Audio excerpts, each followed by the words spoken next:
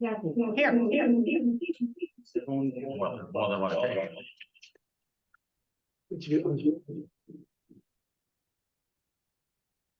Yeah. Okay, it's gonna be another 45 minutes. There we go.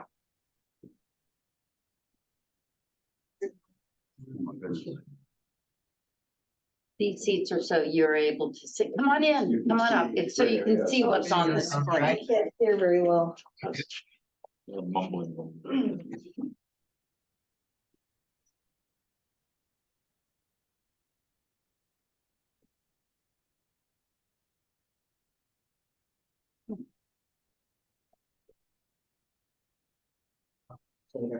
Sorry. The first. We have a call to order, and we have a large, agenda with lots of issues that will, bring in comments.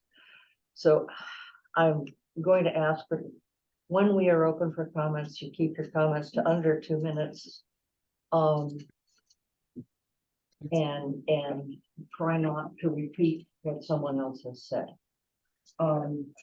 That being said, the next issue, the next item on the agenda is public comment on non-agenda items. Does anyone have a public comment on the non-agenda item? I do not at the moment have access to it. So Do you have a copy of the agenda? yeah, but Only one? only one. Is that, how do we know, if we don't have the agenda, how do we know what to not comment on? Okay. We have water.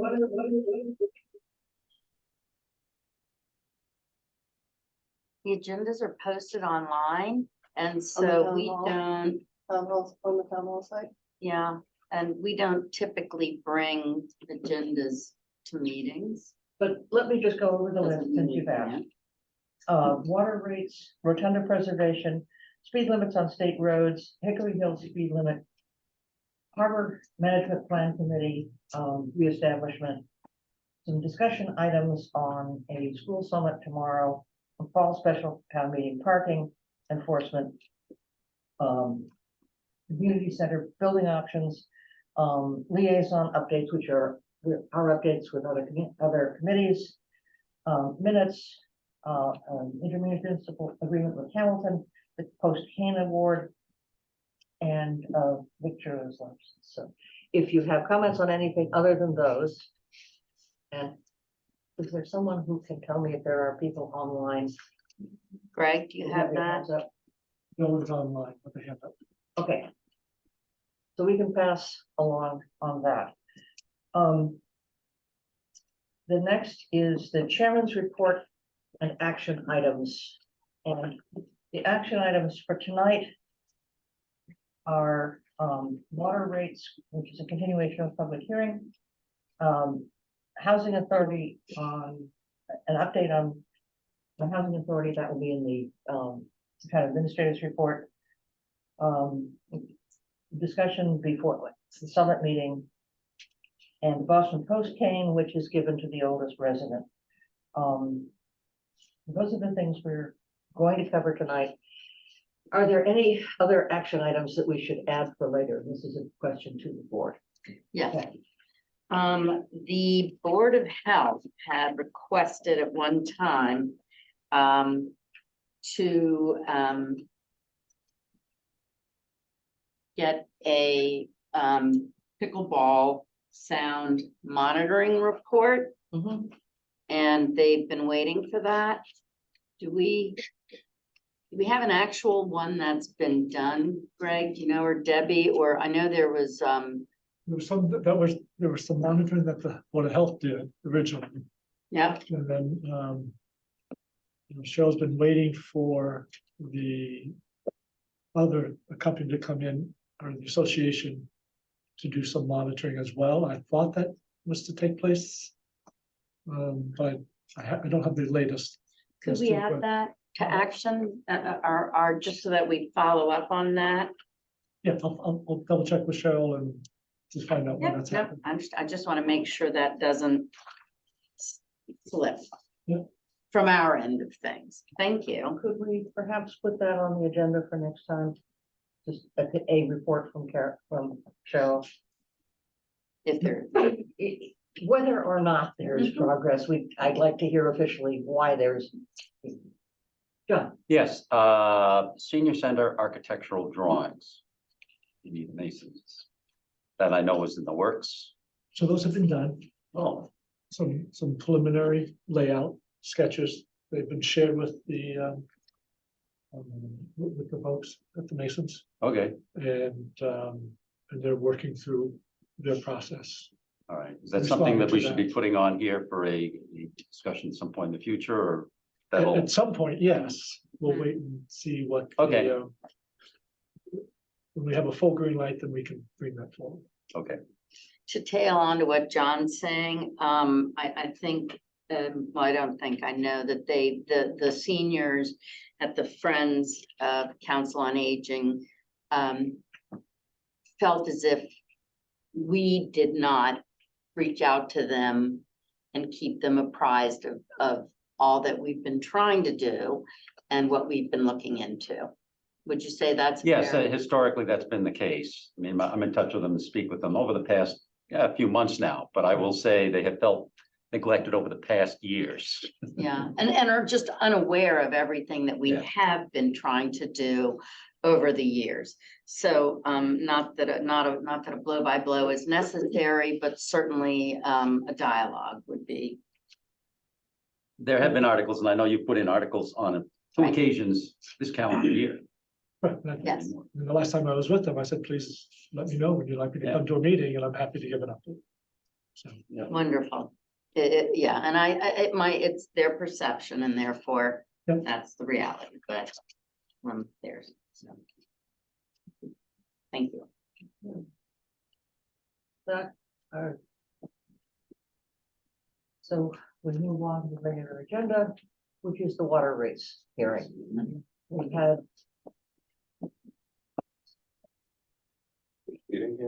Regular, Or- Appreciate it. we had opened the hearing and, now the word escapes me. Oh, left it open, so I'd like a motion to. I'm sorry, Greg, what is the motion to? you just need a motion to open up, it's a new hearing, It's a new hearing. it's a new hearing, so you're opening up the water rates hearing this evening. so moved, Second. Becky, yes. Brian, Yes. Kathy, Yes. Anne says yes. And John says yes. I believe that the Water Resource Task Force has some slides. Do you want to start with that? That would probably be the best move. I think Steve Gang is the chair of that group, is online and has a few slides to present to provide background and Okay. how and why. I do. Thank you. Can you hear me? Yes. Excellent. Well, first of all, thank you for reconsidering those conservation rates and for inviting us to start this discussion, continue this discussion with you as water and sewer commissioners. Is it all right to share my screen? Yeah, you have permission, see, you should be able Thank to, Is that legible, the title slide? yeah, a little small, A little small. Let me see what I can do about that. I mean, it's legible, but it's, it can be a little bigger. I have a fix for that. Sorry about the pause here. Would you all like to come up here so you can see? Doesn't obligate you to stay forever. All right, let's try this.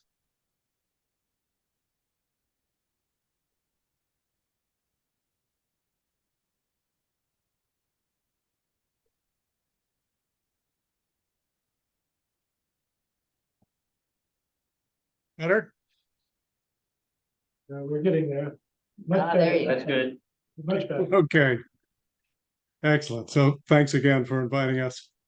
As a point of departure, just for the next couple of minutes, let's step back from what should be the price of water and look at the bigger picture of conserving water in Manchester, why we need to do it now and how we're going to do it.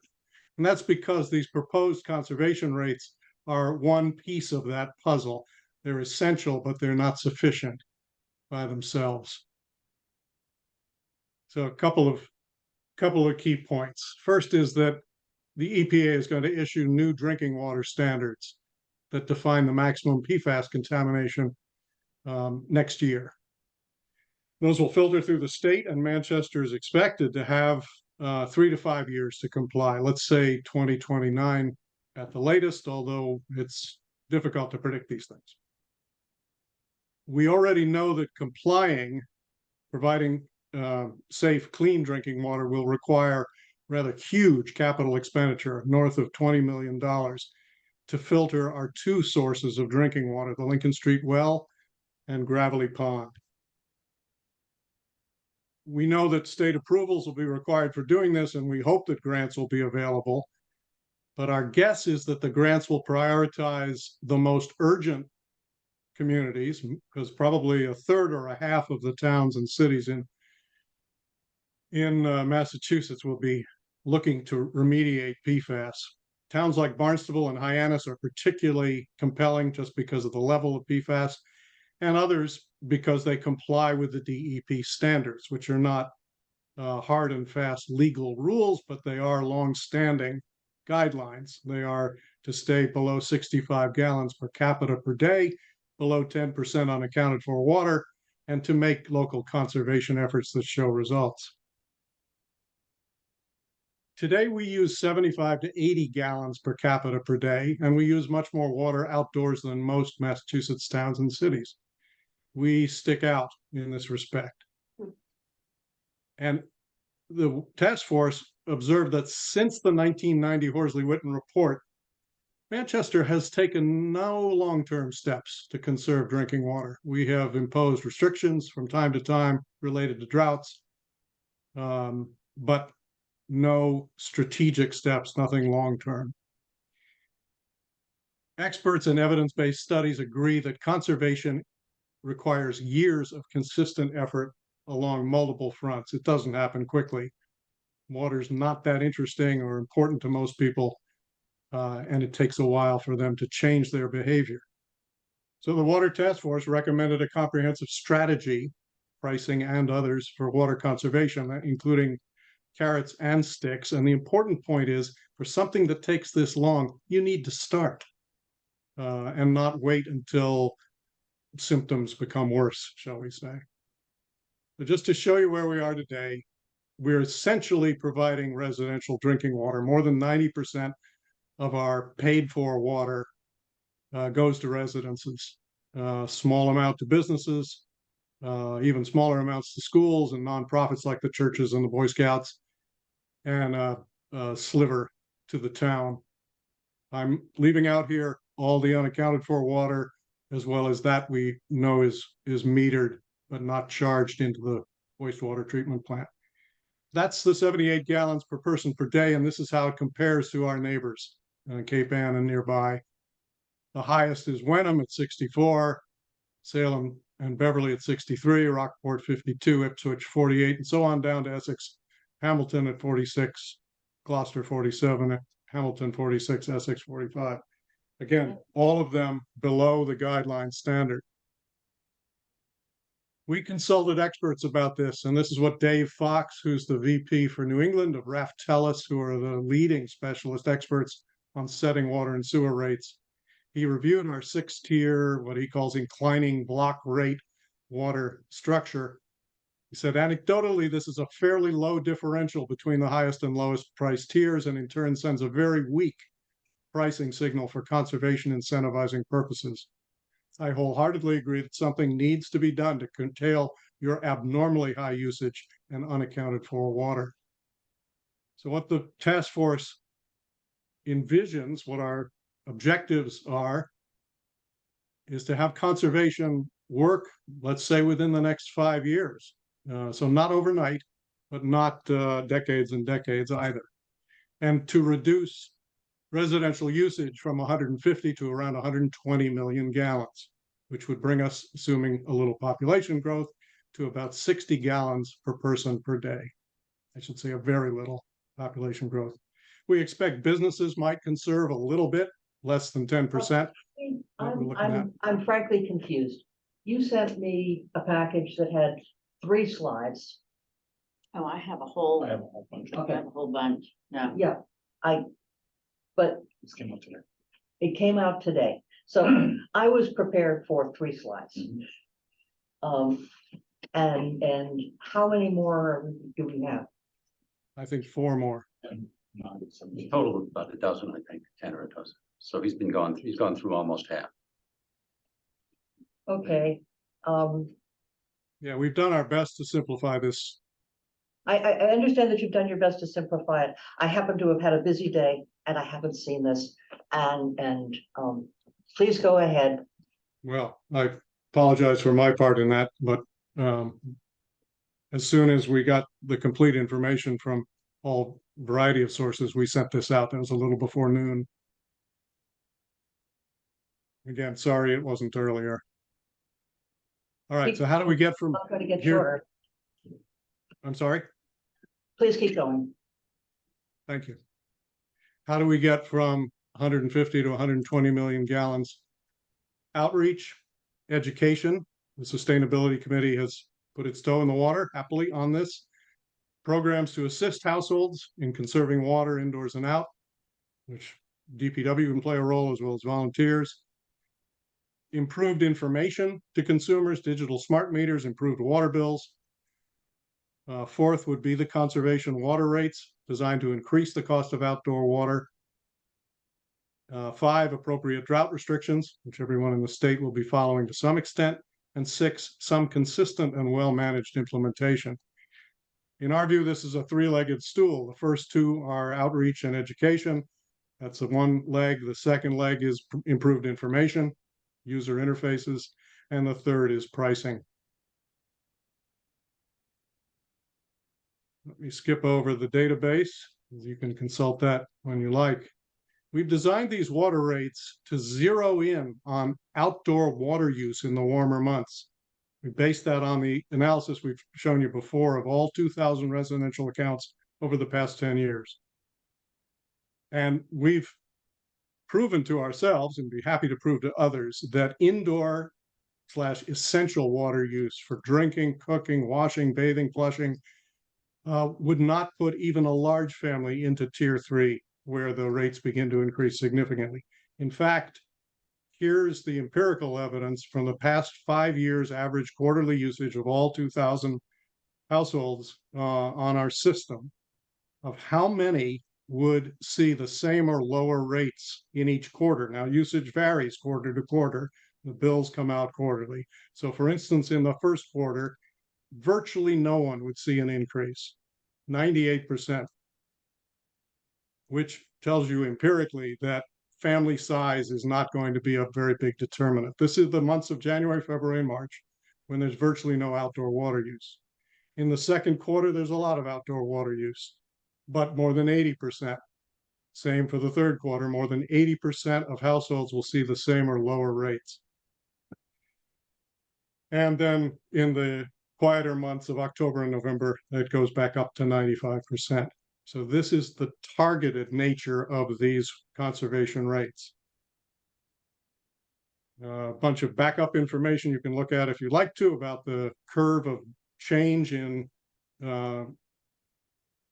bills, quarterly bills with these rate changes, the rates themselves.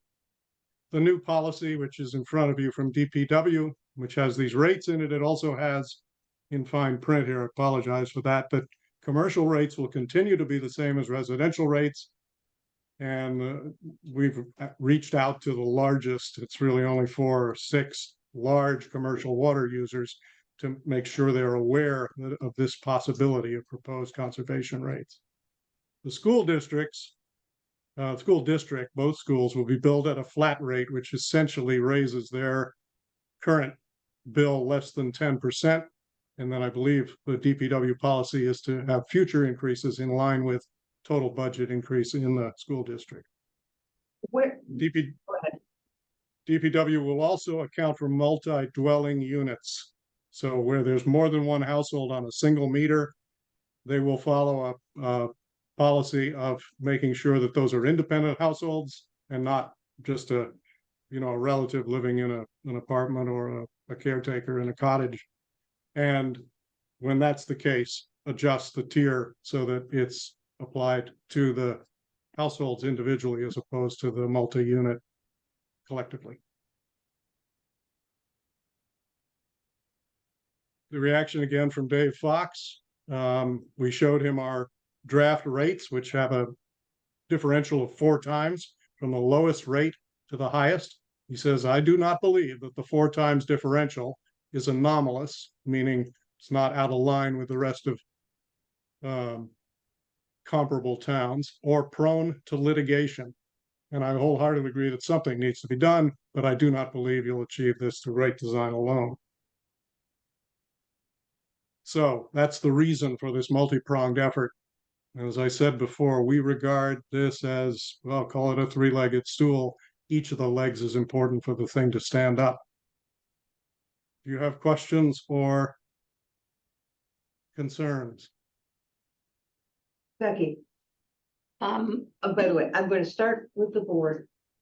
And then I will take comments from people in person, and then I will take comments from people online. And John, can you keep track of Time? time? It's on a phone someplace, right? Yeah, no, the board may speak as long as they want, so. All right. okay, I want to start out by saying that I have heard from 2 people, and that's about this. However, both of them put a lot of time and thought into their perspectives and concerns, which did in fact bring some questions to my mind. And I don't know who would be best to answer these, but one of the questions that I was, or comments was, do we have a problem? And this has come to my attention and I'd like to know. If we're conserving, by cutting down use, do we actually, maybe stockpile is not the right word, but are we actually keeping more water in reserve?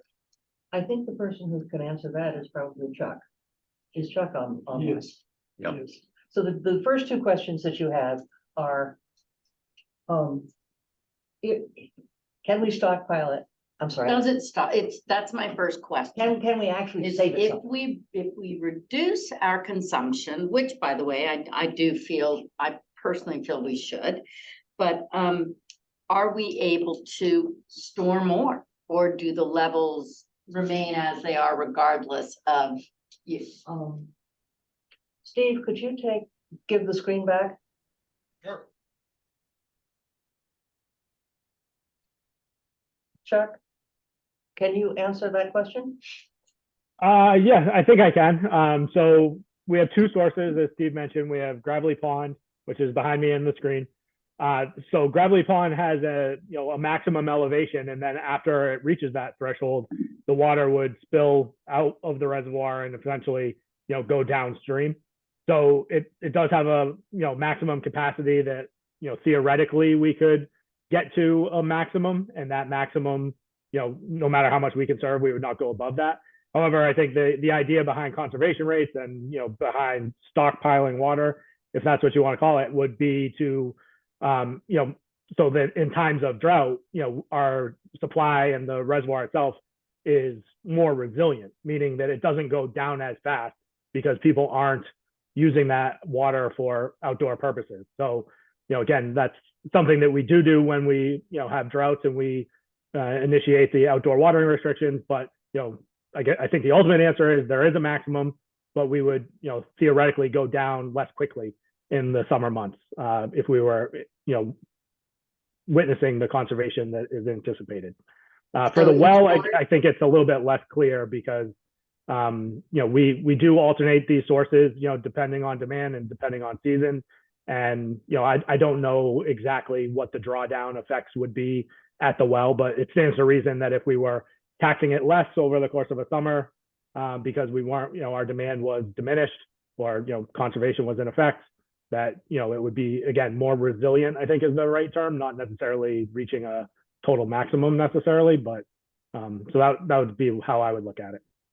Okay, thank you. That was one. Do you want me to go through all my questions? Yes, please. Okay.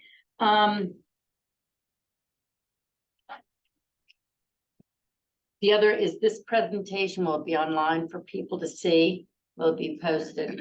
Okay, I just want to make sure of that. Yes.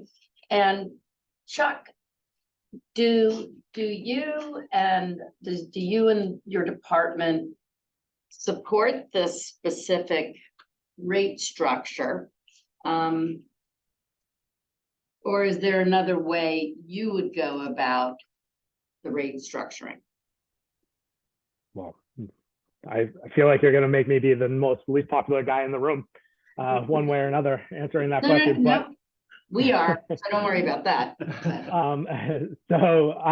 I guess I see both sides of it. If I can play the middle a little bit, I've worked with the task force over the course of the past 18 months or so, and I think that there is a case that we do need to start somewhere, and these numbers should start trending down at some point. I think the debate that was had within the task force, and that I hear at my office about this is, how fast do we need to implement it? And like Steve said, there's several other things in the list of things to do that not necessarily take priority, but like you got to start somewhere. So I think from this perspective that we're starting somewhere. Maybe the answer then would be to implement these rates slower over time. I do think that we've already talked a lot about the meters and the smart meters and the ability for people to understand their consumption better, because that seems to be a common theme when you talk to people, especially in the last couple of months, but even before that, is they don't really know. And even though I think the task force and Steve especially tried really hard to explain to people what their usage was in their specific situation, everybody's different and everybody doesn't have the time to take. But if we gave them the power, I think, which is the goal in the future, in the short-term future, to understand what their usage is and how their water fluctuates from even day to day or hour to hour, they would be much more equipped to make that overall decision on where they come in with their water use. So I guess I do think we need to start somewhere. This system that Steve and the task force have put out is, I'm fine with, but there are several ways to do it. So I guess that's my endorsement at this point. Thank you. And I agree that I can see both sides as well. My last question, Chuck, since you're in the line of fire right now, we're talking about conservation.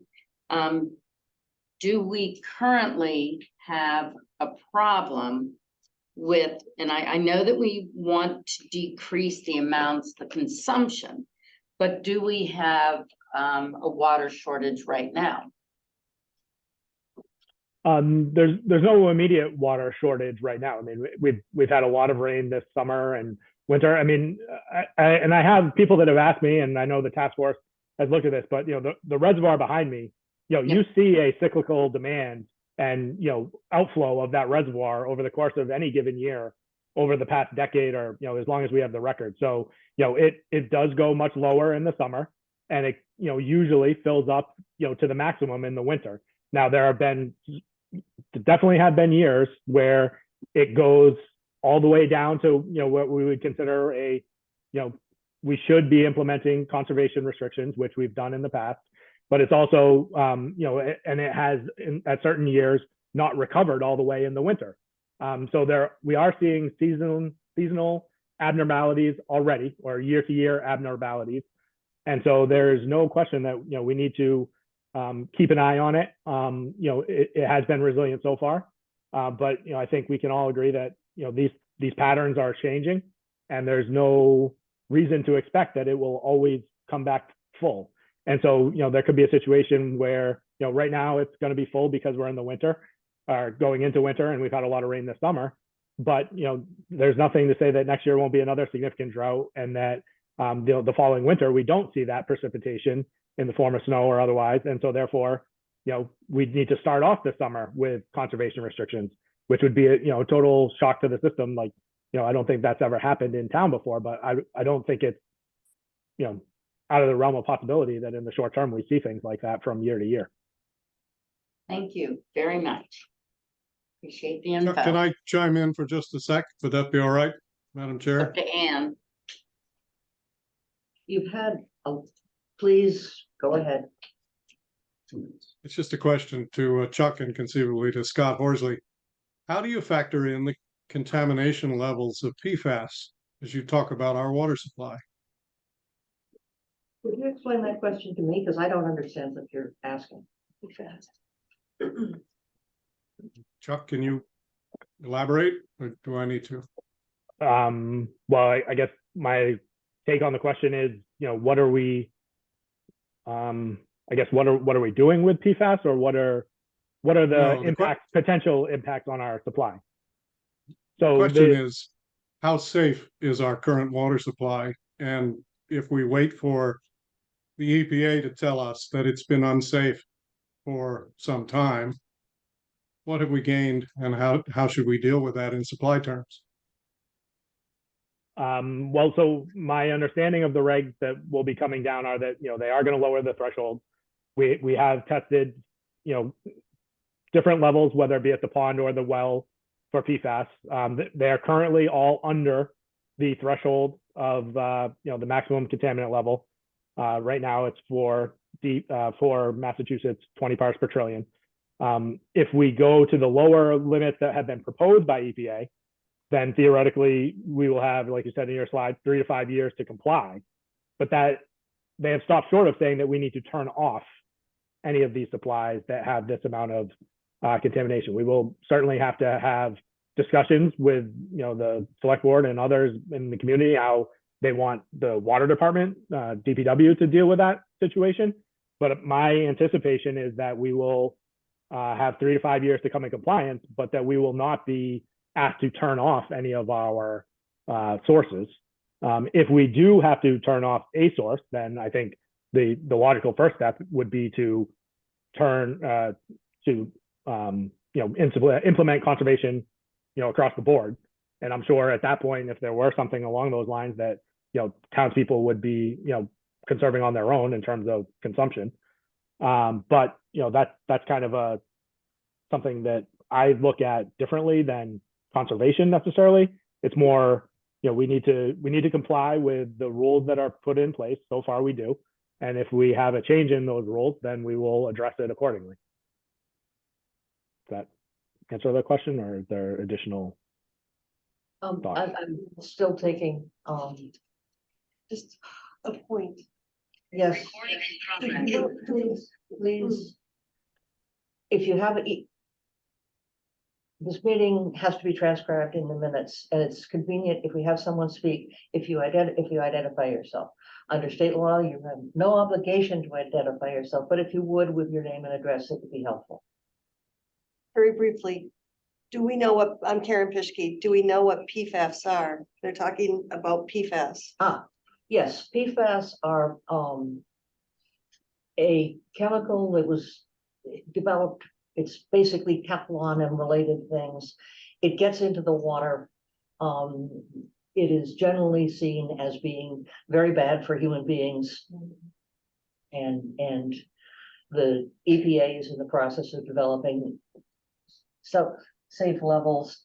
It's in the fractions per trillion. So it's hard to measure. Becky, you're done? Brian? For the moment, yes, Brian? thank you. I've just a comment. Yes. Because I think that there's an awful lot of information here. Right, this evokes memories of the planning board and the zoning bylaws, which is an awful lot of information for people to try to assimilate.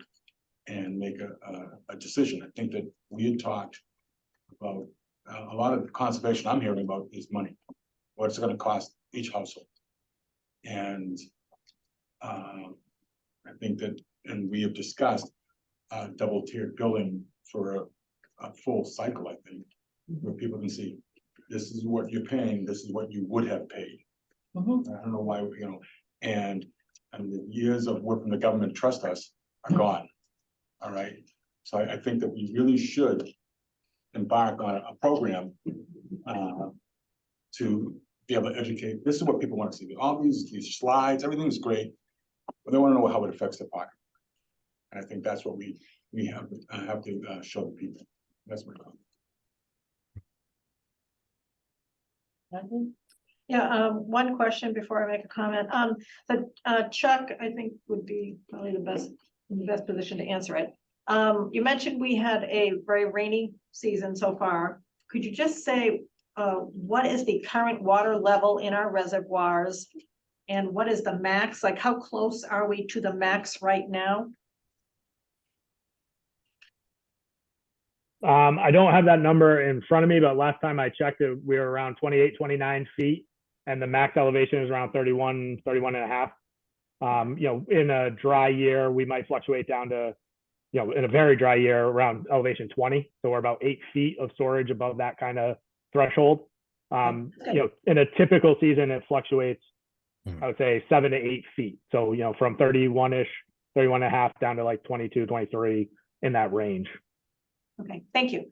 So that was my question. Regarding my comment, I have a couple.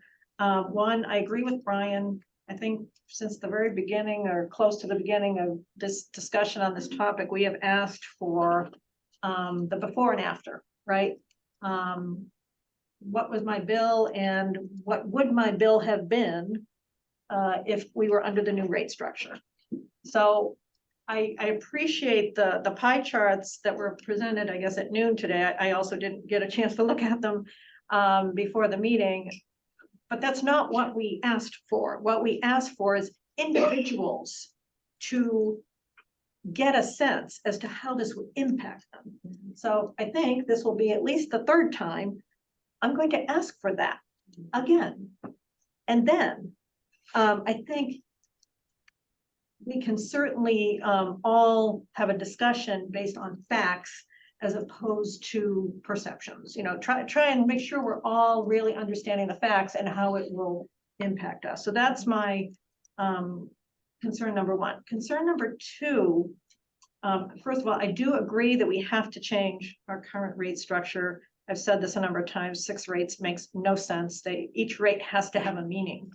But the slide of potential solutions and how we decide we want to help conservation efforts, I think it's a great slide. It has a lot of wonderful things in it, but there's no timeline. And those items on that slide should have a sequencing.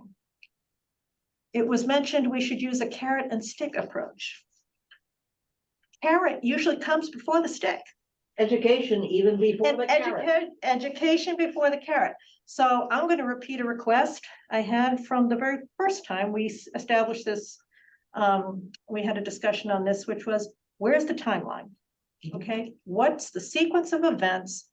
When are we going to start the education? When are the carrots going to come out? And then absolutely there needs to be a stick, but anything that might be punitive should be based on some type of objective measure. And my suggestion would be the water levels in the reservoirs would be a good objective measure. So let's say we simplify the rates, okay? Because people don't understand why the 6 different rates. But we can simplify that. And then when it's raining every day, okay, we have, the one set of rates, but should the drinking level, the water of the levels in the reservoirs dip below a determined level, we could implement these conservation rates to, make a real difference. So that, I think my main comment, that's a long-winded comment, but it's really about timing and precision in how we implement some of the proposed solutions. So I agree with the solutions, but there's got to be more timing, sequence of events, and a little bit more targeted implementation. That's. I have a question which probably would be for Chuck.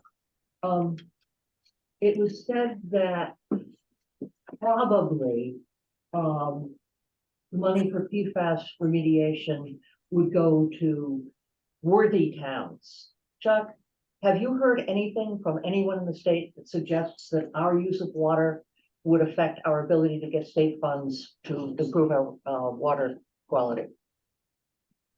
No, so I wouldn't phrase it like that. I don't think that DEP is not going to play favorites, in my opinion, on, your PFAS is worse, or, you're a better poster child for receiving grant funding. But where it will come into play, and, what my thought is if we do, I think Steve was mentioning, if we do go for additional sources, or if we do go for, buying water from Beverly or something like that, those things would trigger these types of conservation measures, and those metrics of residential gallons per capita per day would be a very big part of that. Do you foresee our needing to buy water from Beverly? No, not in the short term. See our needing to get a new water source? No, I mean, my thought is we won't have the time to do that sort of stuff to respond to the challenges of PFAS. We'll be treating at our sources. So, okay. Where would our level of consumption be a problem? I understand from what I've read that we have lots of water. When we have a drought, we put in drought restrictions and water consumption goes down. So we are under our state mandated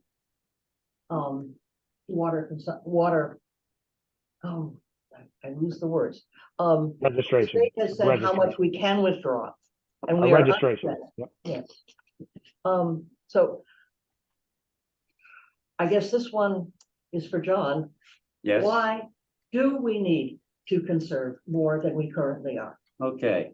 Well, I've got a couple of comments, and as the liaison to the task force, I've been closer to this than anyone else on the board here, and have followed all of the conclusions through to the report that came out in June.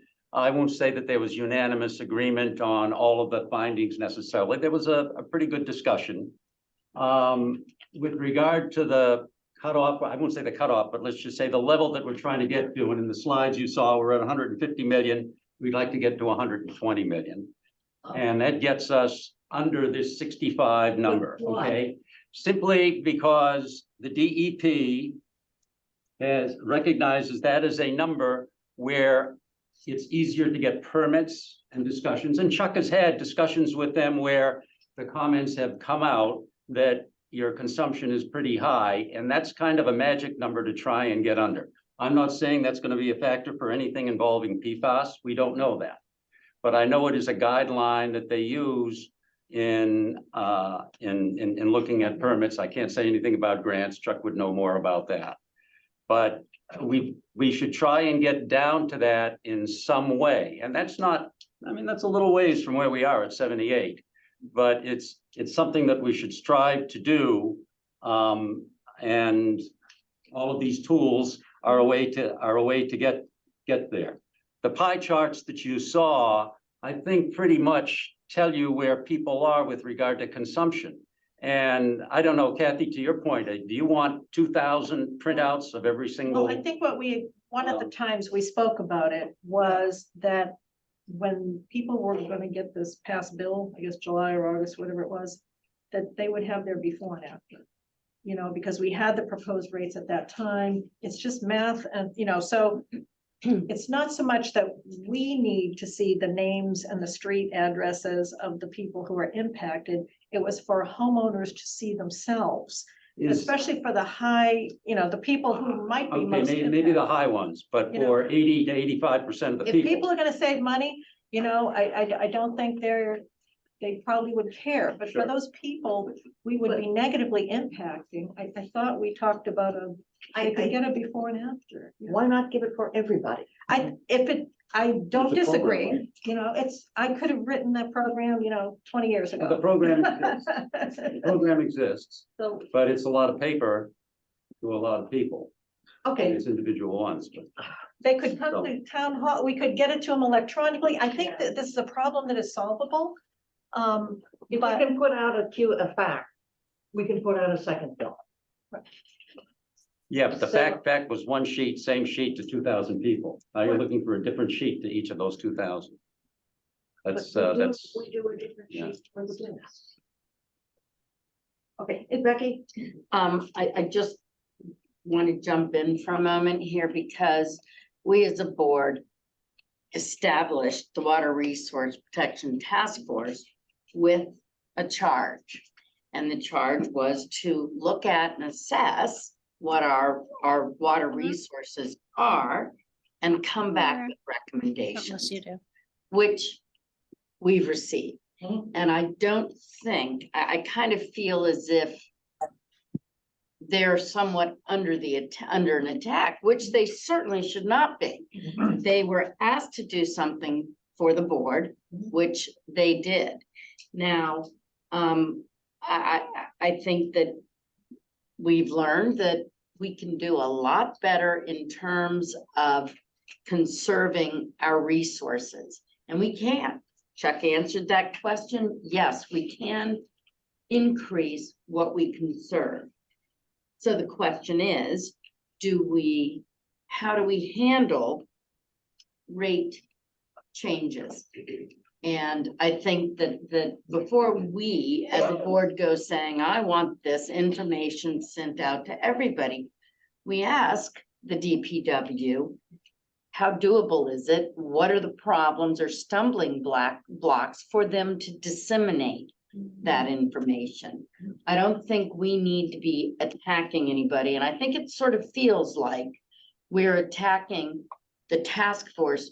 We asked to do a job, which they did and gave us the information. So I'd like to respond to that. So I can understand, as one of the people who is frustrated, and I really also want Steve and the task force to remember that I believe I said it was one of the best reports ever that I've seen on a topic, okay? Because you guys did an excellent job. However, my source of frustration comes from the fact that I have personally asked at these meetings for specific information, and I still don't have it. And quite frankly, I thought the task force had been disbanded because their job ended with the delivery of the final report. So my kind of frustration isn't really directed at the task force. They've come with their recommendations. It's on that chart. That's great, but I guess I'm confused. I thought the task force's job was done in June, and that now it's up to the town to continue on implementing the recommendations. So my confusion is probably a source of my frustration because the items on the chart, they need a plan, they need a timeline. Who's doing what sequence of events?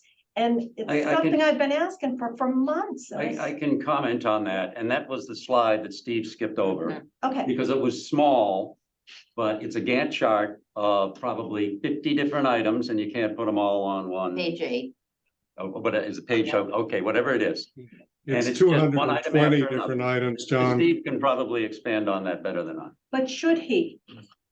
I want to thank Steve and the task force for a job well done. And now I'm going to look to Greg and the town to say, I'm totally confused. I thought the task force had done their job, completed it, and if we didn't formally disband them with a vote, then that's probably something we might want to consider doing tonight. They did their job. They did it well. Where do we go from here? So my assumption was that the identification of the 20 top % high users with those individual letters and their ability to call the task force for their numbers, and then giving a FAQ to all the users satisfied your request. Okay. And clearly that doesn't. but that was my assumption. So let me ask a different question. Does the task force still exist and do we need to formally disband them? You accepted their report as final, so that disbanded the task force. Okay, all right, thank you again. So now who's got the ball? Because what's the source of my confusion is every time I ask a question, Steve Gang is the one that's answering. With all great intention, but I think either Chuck or yourself or someone else from the town ought to be answering these questions. And it's just contributing to my personal, I can't speak for the rest of the board. I just think I think Steve and team did a great job and I think our following questions about how we implement things and what we should implement should be us working with the town employees. And that's just my opinion if the rest of the board members feel differently. Let me comment that the Sustainability Committee is picking up some of these activities.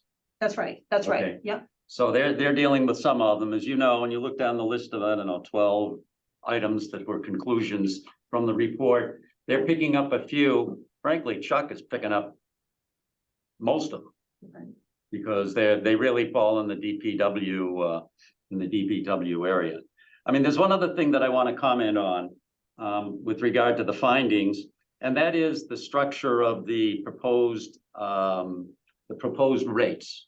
And you saw one of the quotes up there that Raftelis had said that a 1.4 differential really doesn't make much difference, which is where we are at. Correct. And so we've got 4X and, we've discussed that with Raftelis and that's a more realistic place to start and maybe end, I don't know. But 1.4 is not going to make a difference. And that's not to say 1.6 or 1.8 is. You have to have some sort of a number that is significant. And 4X is kind of where we are at. And Raftelis felt that was probably a good idea. And in fact, Scott Horsley, and I think he might be on the meeting here. Is on and has his hand up. Okay, he'd be a good guy to probably talk to. He was a paid consultant to the task force and is quite familiar with all of these issues. And so he'd be a good person to comment. If I may interrupt, John, Scott was also the co-author of the 1990 Horsley-Witten report on water that we use as the basis for us. Tom Keogh, 20 Lincoln Street, former member of the Water Resources Protection Task Force. I think it's probably time to hear from Scott then. Yes, Madam Chair, can you hear me okay?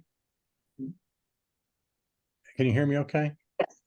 Okay, great. Thank you. And I guess I won't introduce myself. That's what I was going to say. I've been involved with the town intermittently here for quite some time. I did work closely with the task force, and I do want to compliment and reiterate whoever said there's a lot of thought that went into these recommendations. I think that's a little bit of an understatement. There was a huge amount of effort by a lot of dedicated people. I will answer one question, a couple of questions that came up earlier. One is the need for conservation. The first point I'll make is there's a direct relationship between water quality, contamination, and water pumping and conservation. And the example I'll give you is the Lincoln Street well. The more you pump that well, the larger area it draws water from. So that potential contaminants, land uses is higher with a larger pumping rate. So that's point number one. That's somebody was looking for facts earlier. That's a clear fact that everybody agrees with in my industry. The second one is you have two sources of water supply in the town. One good conservative practice is to see if you can get by with one, just in case you lose the other. There have been over 100 public water supplies lost in Massachusetts to contamination. PFAS is the one that's making the headlines today. There will be a new contaminant next year, the year after, I'm not sure when, but if we look in recent history, there's something called emerging contaminants of concern, and that's because we are learning about new things continuously. And so I think to be conservative, which I think is certainly something that makes sense with a public water supply, one needs to be very careful. And I think that I agree, Chuck and company do a great job managing the supply, but they are tasked with a pretty limited system. There are two sources, both are vulnerable, both have current indications of low-level contamination. As Chuck said, it's going to require costs coming up soon. This will not be, I'm quite sure, the last threat to the water supply. This will be not the last contaminant of concern. So I think conserving makes a lot of sense.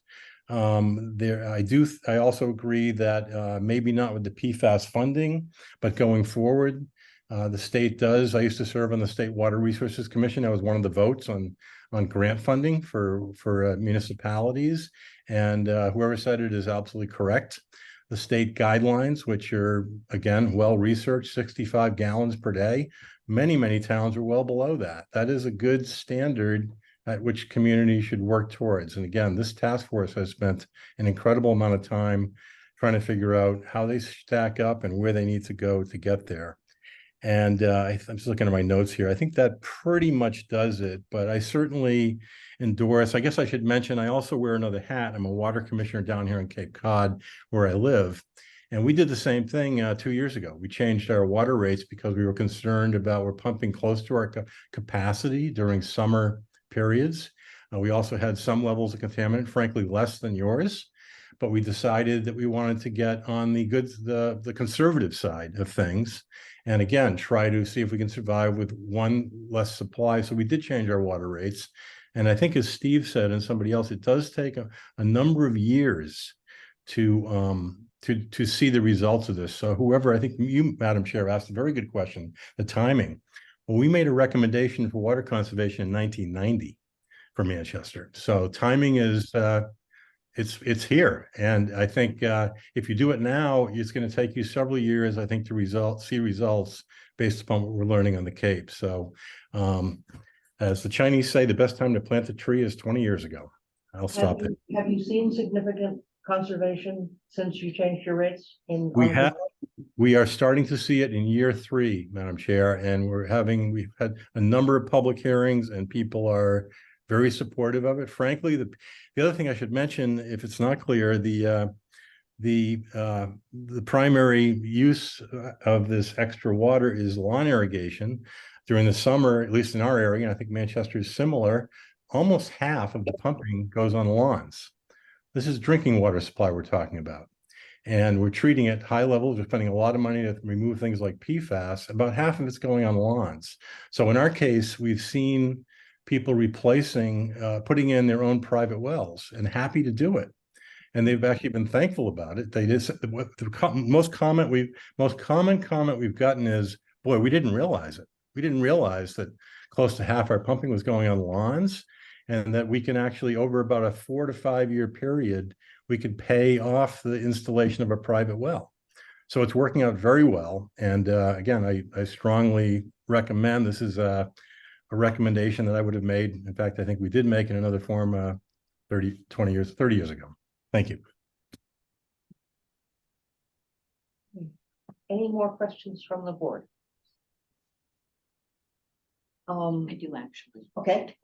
I'm wondering if we could hear maybe from someone who deals directly with the water bills. Sure. Sue Taylor, Room 5, Water Department. I had a comment regarding the dual billing. To me, that opens up real confusion when a resident gets 2 water bills, either 2 prices. I would be more in favor of just maybe doing a fact sheet to go with it, how to calculate it, or call me. I've been doing them for a while, helping people. To me, two bills. I send out 2,500 bills. I feel like I get 2,500 phone calls because they won't know which one. What does this mean? What do I pay? If we can eliminate that, and I see what you're asking, but you use the word confusion a lot. That to me is really confusing.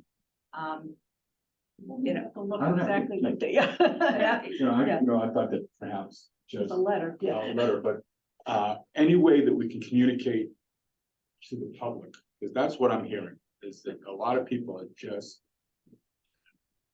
these graphs, and again, Steve, everyone, a great presentation, and it's a great first step, but people want to know how it affects their pockets.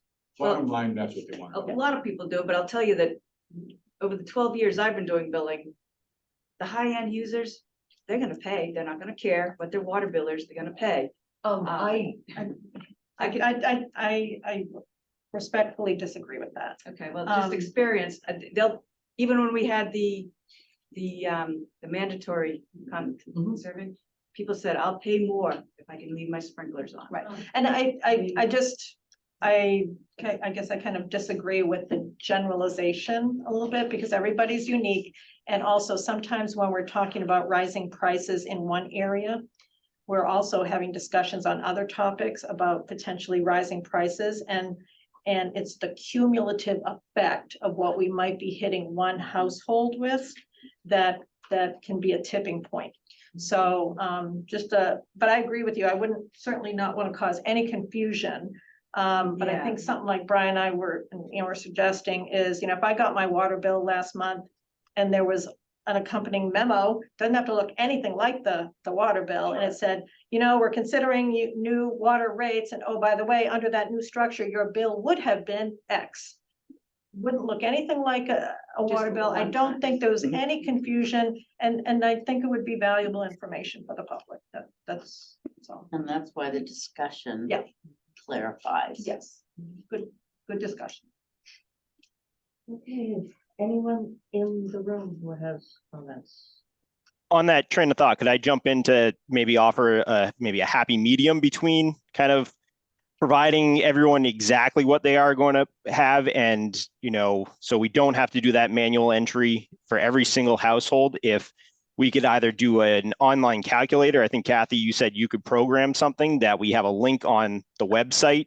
We could do if we can do a QR code, or just a link saying go to the website, and then people can go on and punch in all different numbers. They could try their summer rates, or their summer usage, they could try their winter usage, they could try any, if we're gonna try to get to the 65 gallons per day as a household, what does that look like for our water bill? So it really gives more flexibility for someone to explore what they're doing, rather than just a static number, one-time number that they would get in a memo.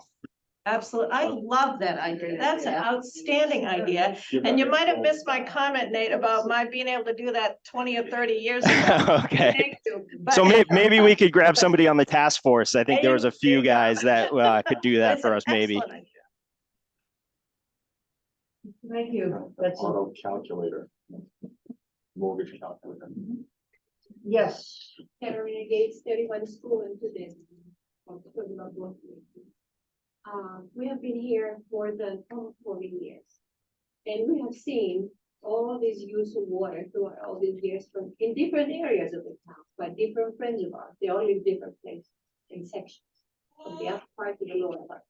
So people don't respect the water. This is a fact in this town. They think it's okay, let it run even the hose without watering, just let the faucet on.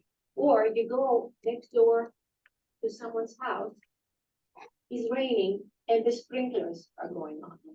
There is no need when you have a timer to just not turn a darn timer and not have water in your grass, which is just grass. It grows, you don't water it even. And just preserve the water for drinking. And I will appreciate if the town does raise the rate.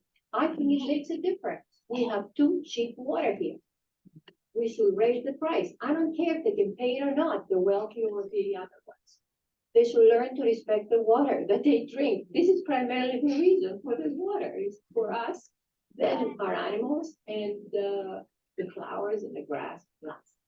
So I appreciate everybody who does anything about taking care of this issue. The people who work here on this board, the task force that was there. I know what it is. It's hard. You hear people commenting about you. Not in a nice way many times. Who cares? Keep on going. And you don't have to pay attention to everybody who just speaks. Just take our opinion and go with whatever you think is right and do the right thing. I think people should learn to appreciate the water. Thank you. Raise the price. Yes.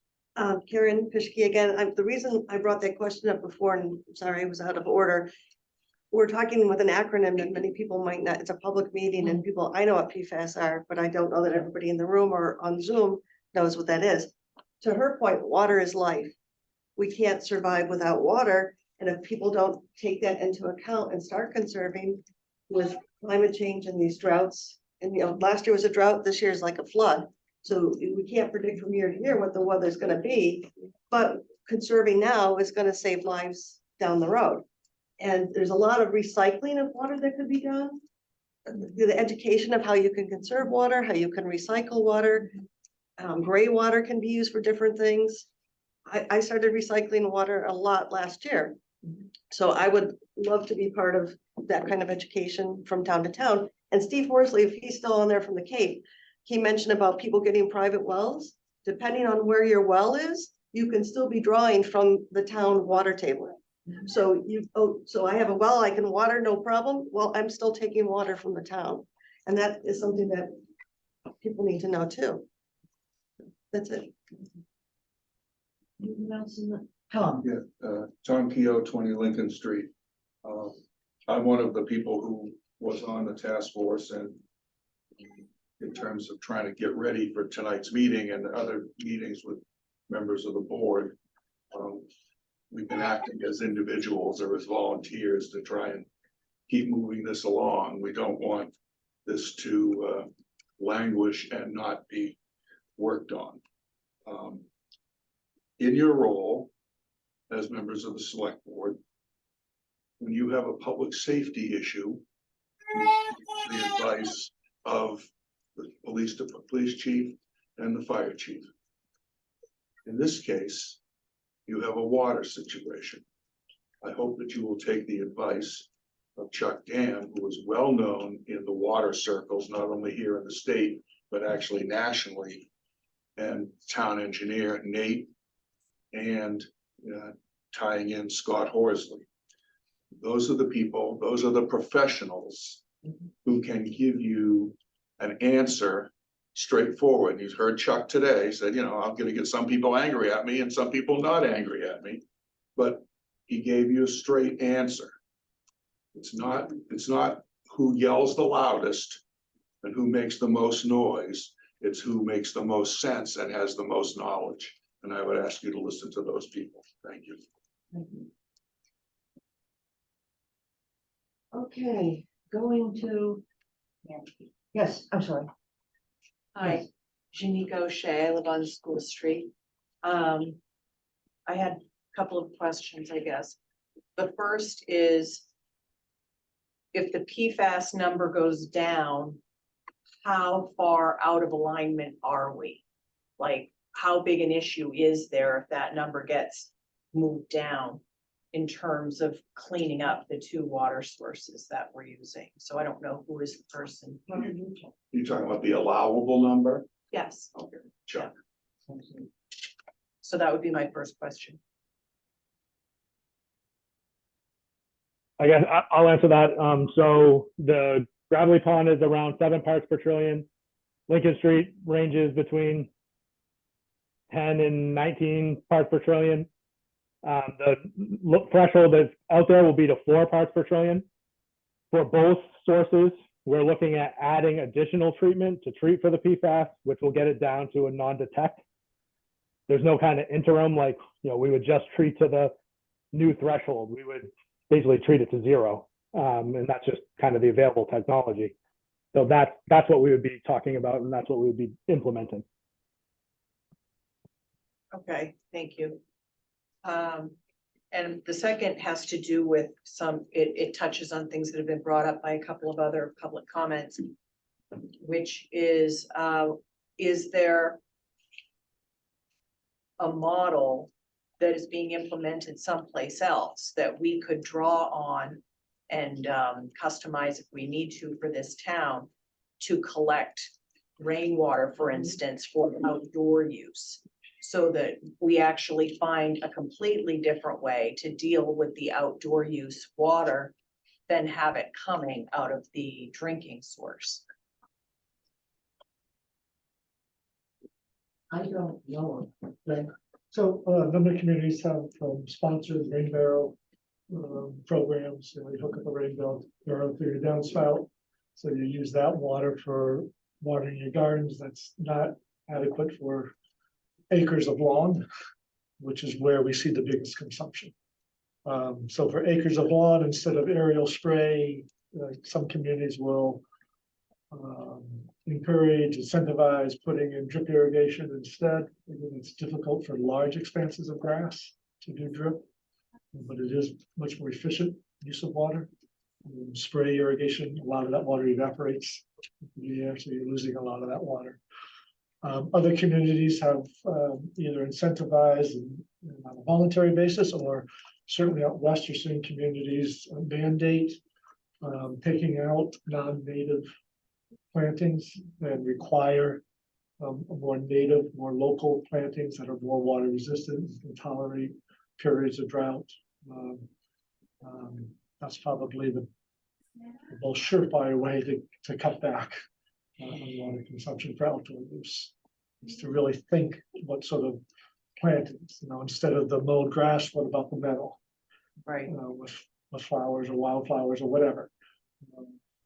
But that's a change in culture. That's a change in thinking about how we approach. Maybe that falls under the education It does. category It and does. some incentives. Yes, For that type of thing. yes, absolutely.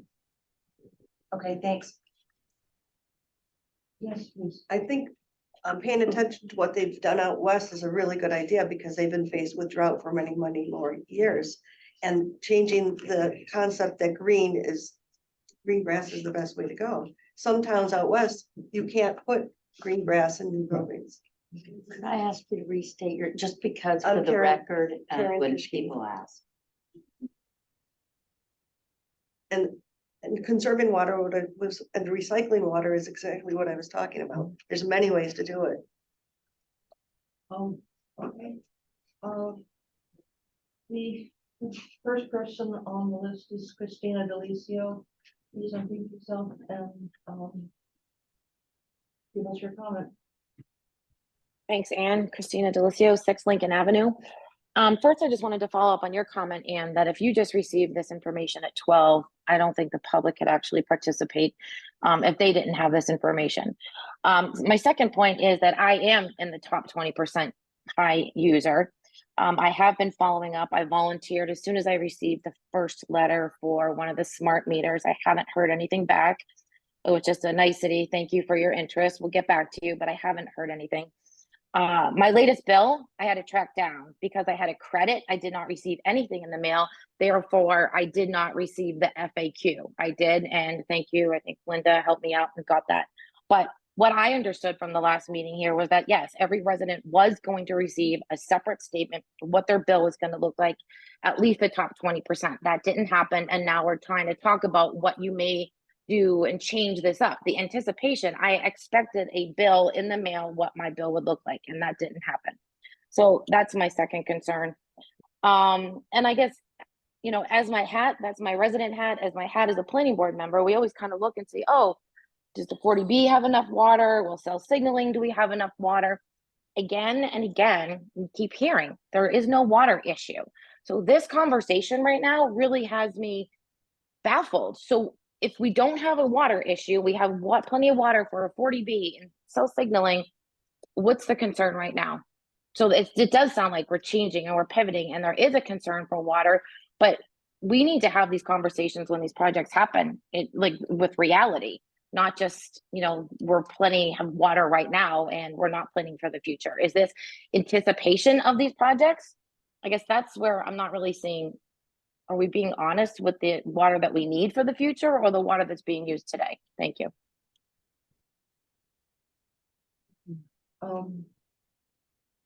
Seth Turner. Please unmute and give us your comment. Thank you. I've heard a lot about the 80% tonight, the 20%, excuse me.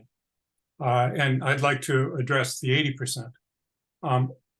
Those of us who would be in the 80%, and I've taken the time with the information that was provided by the excellent work of the Water Protection Task Force to figure out what the changes in my bill would be. And what I found is that I would experience a very flat, maybe slight decrease in water. And that's primarily because we don't use a lot of water at our house. We've lived in California for a long time. We know about water resources. I'm surprised that we're talking about, we have to be fair to the 20% when all of us, every single resident who is a taxpayer in this town, are paying to have the water treated that's going onto a lawn. It's not just the people who are saying, oh, I'll pay more to get the water. We're all paying to have that water treated. And if we weren't paying for having that water treated, we might be able to pay off the bonds for getting the contaminants out of the water. I think I heard Scott Horsley speak very directly to the issue of conservation in terms of contamination, and that we need to conserve so that contaminants don't increase in the system. The more you leach, the more that gets pulled out of the aquifer, either through wells or through usage, the more contaminants that will dissolve and come into the water system. The first question that people from out of town ask me when they come into my house is the water safe to drink here? And I don't like having to answer that question. Yeah. So my point is, we need to conserve. And it's not a question of, Please. are we almost out? Or will we be almost out tomorrow? Thank you. Sandy, please, identify yourself. Yeah, unmute and give us. Great, thanks. Sandy Rogers, 82 Old Essex Road. I have a couple questions. And it may be that this particular hearing is only part of reviewing what we need to do with our water. But I keep hearing things about we need to potentially replace the water plant. So in context to all of our water and water resiliency plans, what are we doing about our future needs regarding not only the water supply, but the water treatment? How are we planning for that? Do we know, I don't even know how you can track what I'm using internally versus what I'm using externally for outside watering. Are all households up to speed regarding the metering, and what would it take to subsidize getting all of these smart meters in before we reach a point where we have to react and have to react quickly? I'm just sort of confused about understanding how it's going to impact me if I don't even know how to measure it and where we're going in the future as to where our monies might be going for using water in order to make sure that it's safe in the future. So that's one, like major questions that I have. Woof. I don't think there are any plans to replace the water treatment plant. Enhance it, but not replace it. The sewage treatment plant's another question. Many people have, particularly in the downtown area, have 2 meters because they're on sewer. And we don't want to make people pay for sewage treatment of water that they're using for lawns. The further out of the center of town you go, you get to individual septic treatment plants. And those people tend not to have 2 meters. Yes, it would be possible to put 2 meters, but I think the task force has shown fairly clearly that there's a significant change in the season when people water lawns. And I think we can infer from that a significant part of our water use is in fact going into the ground and not into washing and flushing and so on. And I'm sure you had another question, but yeah, I guess I don't know how if we don't have all the meters in place to know what would be used internally or for outside, I think that you there's a can very apply the good- different rates, I guess, is just the question. There's no intention of putting different rates for inside and outside watering. The Okay, rates are in tiers by the amount of water you use. And we have inferred from the seasonal usage that a significant amount of the water is in fact going into ground. And I think we don't need to put separate indoor and outdoor meters throughout town. Much more effective to put smart meters so people can know immediately what their usage is. okay, thanks for clarifying, and just, I'm all for conservation, so thank you. Okay, Christina, you are the next in line, but you've spoken once, so I am going to ask Caitlin to identify and unmute. Hi, Caitlin Epps. I live at 26 Proctor Street. Unfortunately, I too was in one of those situations of being in the top 20% because I had not known that a pipe deep under my lawn had burst and that there was a town turnoff for the water. So even though my irrigation system was off, there was a town thing that hadn't been off. And so my question is, when we think about conserving and summer rates and whatnot, as much as my error was my error, and that's a whole lawn irrigation issue. But when we think also just about people like that probably fell into that live in my area of town, that are often, I find I'm the only person here in the winter. A lot of people are snowbirds or have children at boarding school and college, and like, how much do we think that there's seasonal residency that is also causing jumps in water usage in the summer? Thank you. Don, do you have? You're talking about a lot of folks that just aren't home, aren't around at all during the winter in your particular neighborhood, or also in the summer? Not around in the winter, and similarly, or have lots of children that don't live at home during the Yes. school year and then come home during the summer along with their parents. Well, a lot of the large consumers that I know have been looked at on the list, the use is rather erratic. That is to say, they might go to Florida last year, they didn't go this year, or maybe they had kids at home last year and now they don't have kids at home this year, or vice versa. It's very erratic for the very, very largest users in terms of what's happening from one year to the next, because they tend to be, their lives are not consistent necessarily from year to year. So the patterns are kind of tough when you get up to some of the heavy users we've seen. Okay, that's helpful. And I'm excited about the smart meter idea. I think that would have helped me identify issues with my aging pipes much more quickly than I did. So I'm excited about that opportunity. Thank you. Sarah Mellish. Yes, Sarah Mellish, 11 Bennett Street. At some meeting or somewhere along the line, I got the impression that the new rates would be based on the total of your indoor use and your second meter for irrigation.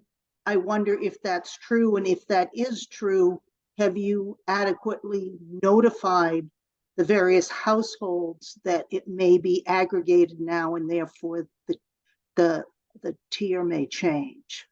I can answer that. The calculation was based on both the, if you are in an area where you have an irrigation meter, the estimated usage was based on both taken together. And the people who will be most affected have been notified. But I think we have made it clear that there should be more notification. I'm going to mention that I received 2 pieces of communication, which many of the other boards have. One is from Phil First, who has a petition of over 100 people who feel that these rates are punitive. And I don't have, nor would I bother to read to you the whole of the petition, but he, over a course of a couple of days, he managed to get over 100 signatures saying that we should reconsider these rates. The other was a long letter from Jay Bothwick, who's, I wish he were here to speak to the issues that he raised. But one of them, He was hoping to attend, but he was not able to at the last minute. one of the points that he made is that if when Proposition 2.5 was put in, the people, the state realized that one way of getting around a limit on how much the town could increase its property taxes would be to institute fees that would go way beyond the cost of providing a service. And his argument is that for the heavy users in the highest tier, what they would be asked to pay is more than the cost of providing that water to them. And that would be a legal risk, because the state doesn't, at the point where you charge more than it costs to provide a service, it becomes a tax in the state, in the mind of the state. And the state doesn't allow towns to invent new taxes. Those are pieces of information that I thought the town should have. And Christina.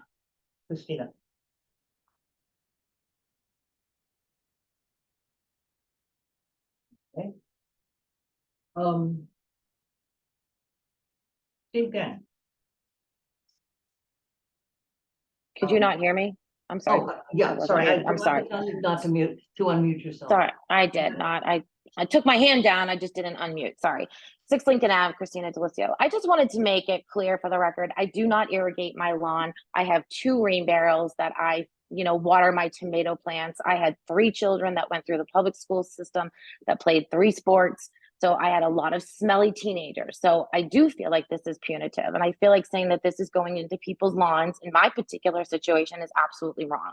So I think bulking families that have 3 or more high schoolers, children that play sports, it is being punitive. So I do not appreciate, I do not water my lawn. I have not watered my lawn. I don't have, I do have a separate line for do that, but I haven't used it in over 9 years. So I don't think it's fair to lump everyone into that same category. Thank you. Steve Gang. Thanks. A couple of quick answers in response to Caitlin Epps' question. There are some accounts that go to 0 for some quarters over the past 10 years. When we did those comparisons and modeling and analysis, we simply dropped them out because it's as though they aren't there. So they're not in the averages or the distributions. We're essentially adjusting for them. Secondly, we have a very robust piece of software for project management, which we're offering just as volunteers to the town in case anybody wants to implement any of the 225 work items in that timeline. I'd be happy to share it with you, but given the time constraints, I haven't been able to do that yet, and it's impossible to put it on a slide, as Kathy would know from having worked with Gantt charts and PERT charts and other kinds of things. So there is a timeline. We offered, when we wrote to the 400 top users 3 months ago, to give them personal customized estimates of what would their bill over the last year or 2 look like if the new rates were in effect. And 67 people took us up on that, and I sent them each individual emails run through a model that Gordon Turner and I built to estimate this quite precisely under the new rates. Had follow-up conversations with probably 20 of them. So I think there's been a fair amount of due diligence. Maybe it's escaped your attention, but if so, I'd like to bring it to your attention.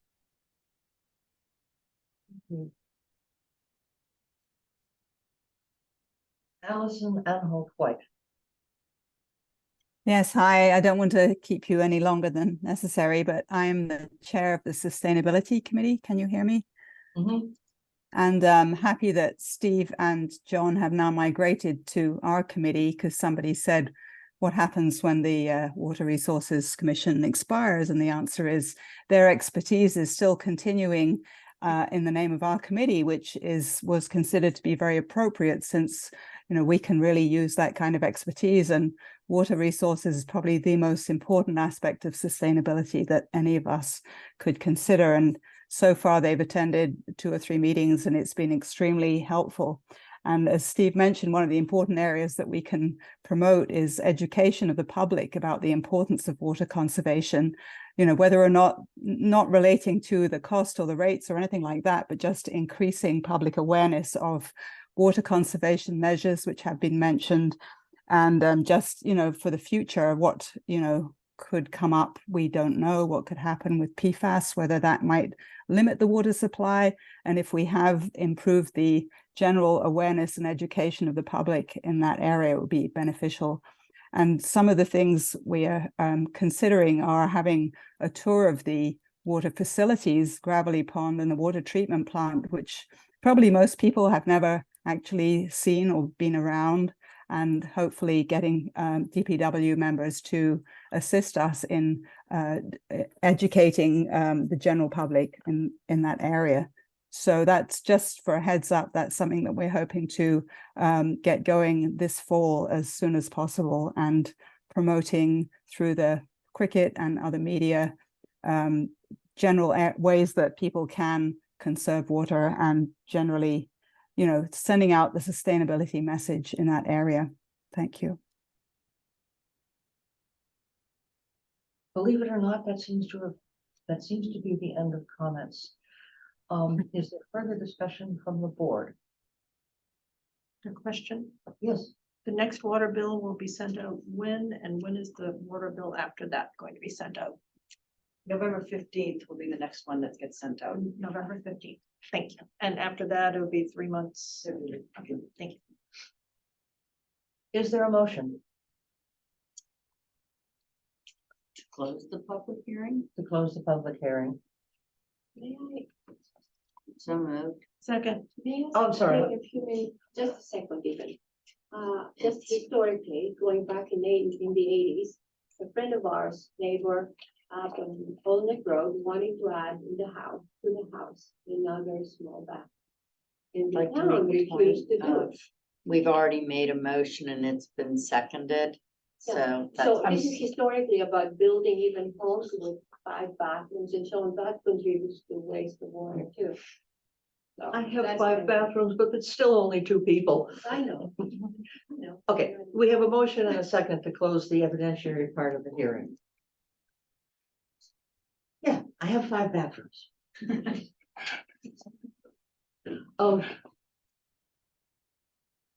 Becky, yes.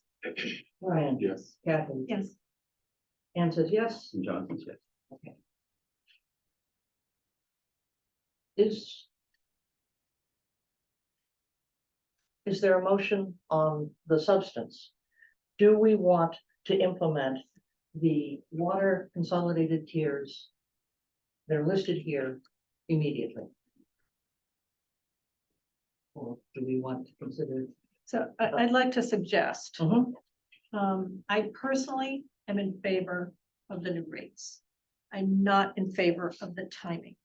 I feel changing the rates should be the last step, not the first. We haven't done the education. We haven't set out the carrots. It's a little unclear to me how many water meters, the new water meters, do we have to install before we reach everybody? I just think there's a little bit of planning that needs to happen to successfully execute a change. I'm in favor of a change, I just think we haven't reviewed a good plan on how to implement it. That's my feeling. So. Trying to formulate a motion. You have, Well, November, December, January, February, so the next set of rates after November would be the February rates? Yeah. Okay, so my motion, I move to request that we review and approve an implementation plan for a new set of water rates in February. That's the way I can phrase To it. go in effect when? I'm sorry, to go in effect with the water bill that goes out in February. So what is that? What would be the That would be effective for date? that'd be for January 1. January 1. Okay. okay. I'm So, open to friendly wait. amendments. I am concerned that you want to have a phased program where we do education, we provide carrots, and have it all happen by February. No, my motion was for us to review and approve a plan, Okay, okay? With any potential rate change taking effect with the February bill. We could review and approve the plan and say we wouldn't be ready to implement it in February, but I don't think we should change the rates. As anxious as I am to change the rates, I don't think we should change the rates without reviewing and approving an implementation plan.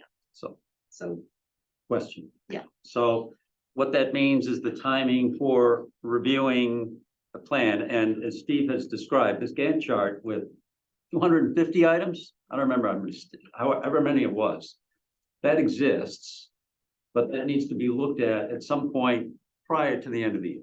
I am not assuming that the 200 items should be reviewed by this board. I'm looking No. for one person to be in charge. I don't think it's any member of the task force, okay, because they've done their job. Yeah. So maybe it's Chuck, maybe it's Greg, whoever.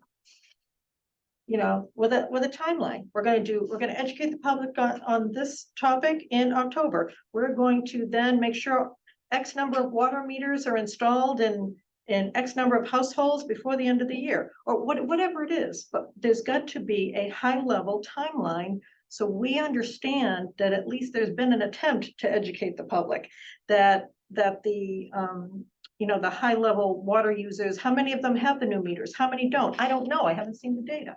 So I'm not looking to review 200 items. I'm looking for a person to be appointed, be in charge, and come to us and tell us all of the, the high level items that are going to be done to implement a water rate change. I think it's more than just changing rates. Okay. Some of those items, a few of the items that are on the list, not all 50 of them, but a Education, few. carrot, Okay, change in rate. okay.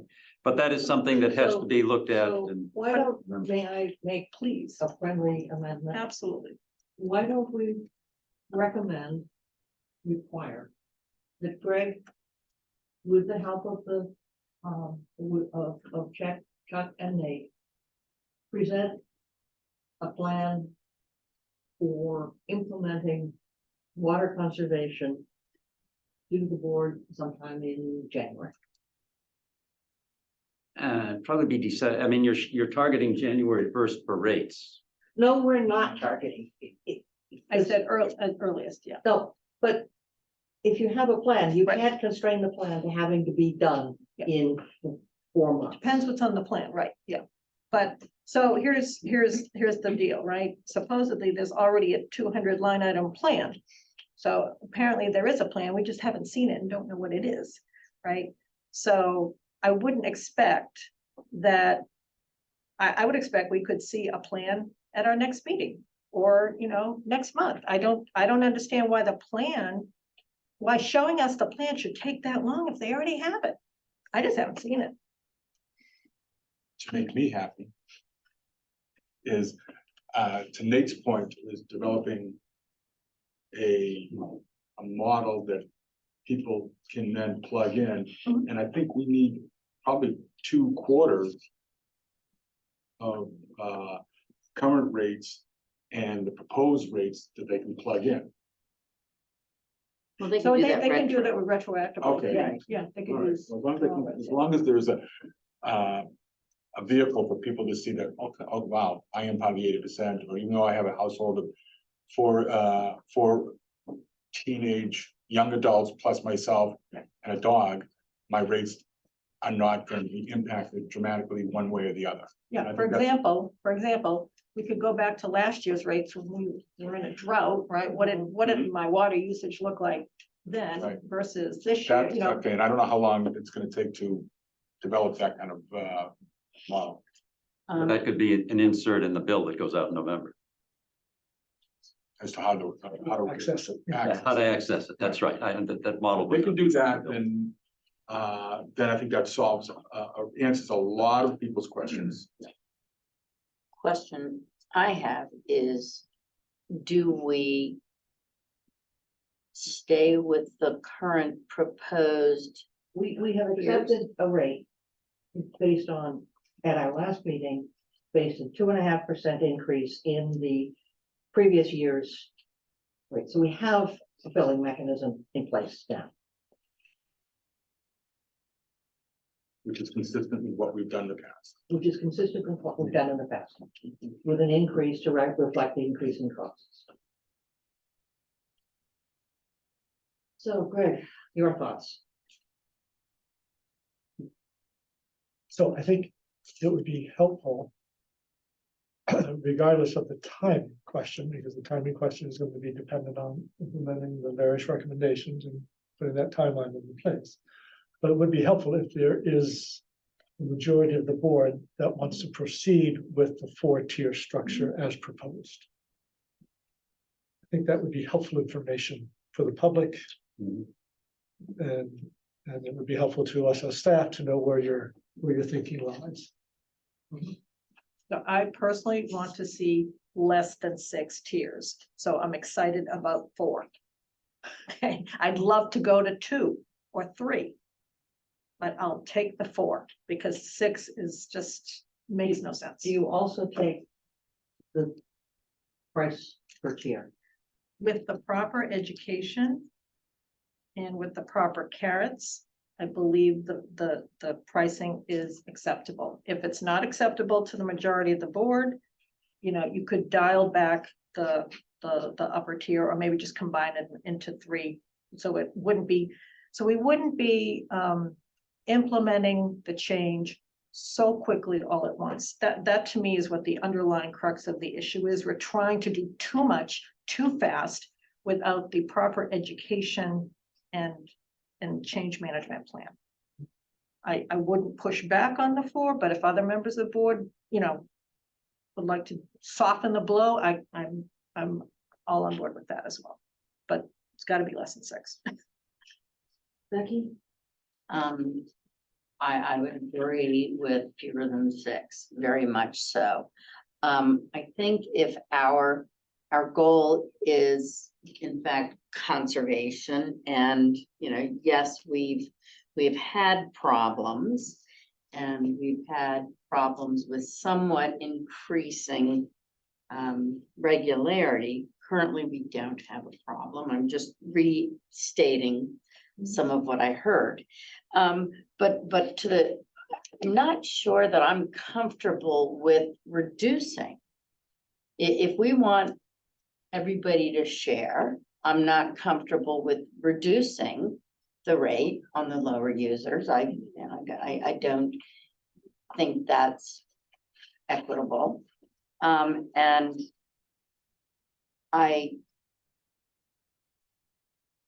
have some reservations about the highest tier. And that stick. I understand it. I think we absolutely do have to get started on this for all the reasons stated, especially from Mr. Horsley and our own DPW. I would like to see more of the education first. I would like to see the carrots going out first. John, Yeah, so I've got a comment on the rates as they now stand, and yeah, the first tier is a little bit lower. And there's really part of the rationale for that is that this has not been designed to be a revenue raising initiative, okay? We would like this to be revenue neutral, and the water brings in $1.5 million a year. We'd like it to bring in $1.5 million, continue on that. And we know that the higher users, the bigger users are fairly inelastic in terms of their decision. That's come out on several occasions, whatever it is, I'm gonna pay. That's just gonna increase revenue. So we decreased the first tier to help soften the amount of revenue that's gonna come in. But I think everyone on the task force believes that the number's probably gonna go up. I don't know, 10%, it'll go up just because that's the way it's gonna be. But the task force is also, I think, a bit flexible in terms of, excuse me, the former task force was flexible when putting together the numbers about pushing them around a little bit. And so if the number on the bottom came up a little bit and the number on the top came down a little bit, you don't want to do it too much because you know the testimony here, 1.4 doesn't do too much. And is 4x going to do something? Well, you start to push that down closer to 3x and there's less. So that's where we're at. Brad, I'm still waiting to hear what the, my feelings are that education is important. Okay, and so that's been repeated time and time again. what I'm hearing is that there is a consensus that there are currently too many tiers. Beyond that, because I think that the high end is very high, it will have an effect eventually on people drilling wells, and that's going to lower the water revenues a lot. But that's And I okay. don't know I haven't heard a good analysis of what the impact would be initially, what the impact would be in 4 years when people have made changes to their landscaping, their watering habits, and drilled wells. I would hate to see that we lost significant revenue. The other piece of information that I should have shared was sharing information from Jay's letter is that we are currently pumping less than we did 30 years ago. Tom is looking at me to say, how did you hear that? The answer is that we have fixed a lot of the outflow. Taking care of a lot of the I&I. We have taken care of a lot of the I&I, and as a result, in spite of the fact that there are some very heavy users, we are pumping less water now than we did. 30 Explain years ago. I&I. Let's define the acronym. I'm sorry, I&I is. So it's not really I&I is sewer. Yes, sewer. But a lot of leaky pipes have been fixed, for sure. We are no longer watering the And- underground of the and streets. More accurately tracking all water. Yes, where it we goes. found 10% of the water use turned out to be in the sewer plant for flushing filters. And they can use their own output to flush their filters, assuming that the town is willing to pay the cost of that improvement to the water plant. So, Greg, to your answer to your question, I don't think we have a strong consensus on what we want, except to reduce the number of tiers and to provide education. And I think we do have consensus that we agree that the rates, we do need to raise some of the rates. I think we you may have, have consensus, but you don't have unanimity. don't need it. I know. So.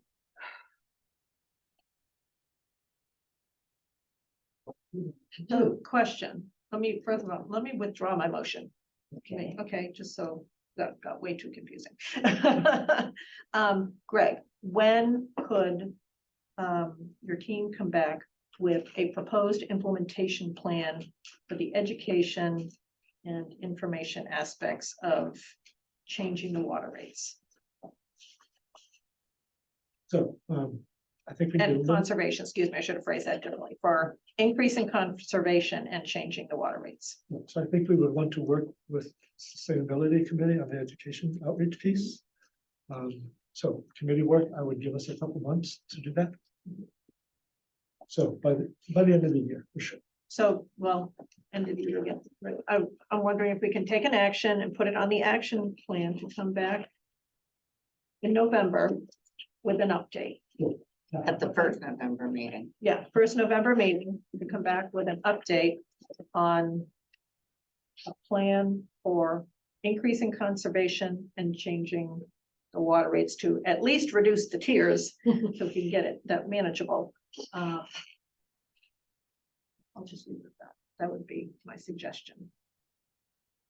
Okay, I guess if everyone is agreeable with that. Stand as motion. No, I don't think I No. need to do it. I don't, The to-do Please, list. I don't think I it's a need to- to-do list item, so. Mhm. Thank you to everyone who has put up with all of this, and thank you to the rest of you who are waiting for other things. 20 minutes, 20 minutes really? Yeah. Right. The next item is rotunda preservation options. The packet has the details. The choices are raise the rotunda 9 to 19 feet above means high level, Mean love. 19 feet above mean level. Yes. 19 feet above mean low in, without moving it. To move it to the knoll, where it will also be 19 feet above mean low. Thank you. And to move it initially 17 feet above mean low. With the idea that we will be raising it again when the sea level rises to the point where it is in danger. The third option is this really is mostly a discussion for the board. We have had a public hearing on this. Two. Yes. I'd like to make a motion. Yeah, Yes. go for it. Motion to approve alternative one, which stays within the existing pier footprint and elevate the pier deck to 19 feet mean low water, staying in place. Second, Discussion. Becky, Yes. Brian, Yes. Kathy, yes. I say yes. Yes. Okay, well, that's. Hi, we're catching up. We're catching up. 28 seconds. We should have done that one first. Yes. The next is speed limit on state roads presentation. I'm sorry, just to back up, you didn't formally close the hearing. I'm sorry. Yeah, you closed the evidentiary portion. of the Okay, hearing. let's close. Motion to formally close the public hearing. All in favor of closing the public hearing? Yes, yes. Becky, Brian, Yes. Kathy, John, yeah. Now, everybody gets to stand up for just a minute. Bio break. Who's done this first? I said that suggestion. 20 minutes, seriously? I did say it was gonna be quick. It was to all of us, and I was saying that. Awesome, that's great. I already emailed Tiffany, but I just want to make sure. Yeah, no, it was, even if it were just to me, it'd be a public document. All right. You know, I was taking bets on over under for the meeting, but I should have just taken it for the water. When I saw 20 minutes. Put down 20. Did you put down? Oh, we knew that was never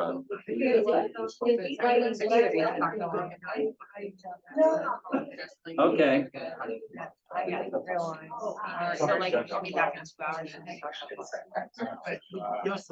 I guess what's next? So, it's in a way. It's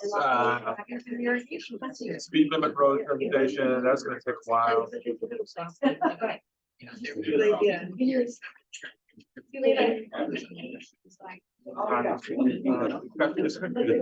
That's supposed to go on 20. Cool. What does nobody have? I just don't know when. The idea. Census of the I don't water in my garden. I keep all the seeds. I don't need bags. I'm gonna get a barrel. Yes. Town funded barrels. Well, Even there, yeah. That would be ideal. How you doing, Mr. Gates? No, I do water.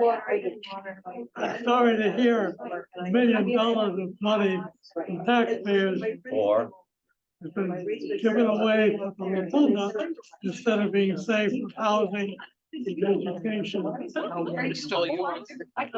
it's all gonna be grant money. Not necessarily here, I mean, man. grant money is somebody's taxpayer money. I mean, everybody, grant money has to come from somewhere, but it's not specific. Somebody's tax.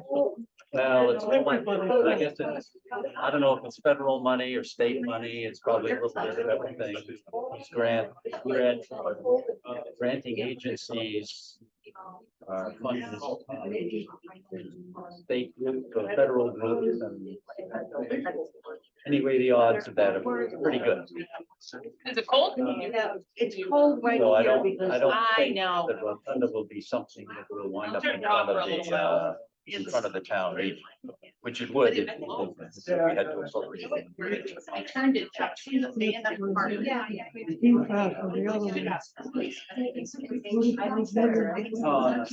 Yeah, that is such a That makes sense, but it's. difficult issue. Difficult issue. We'll know a lot more in a few Yeah, months. because it does get hot in here. No, I think that's an excellent. Nice. Oh, I know. I turned it on when I'm there. It's so hot. It's so right. Yes, I agree with you. Turn down my suggestion. Thank you. No, it does not happen. I know, right? I remember.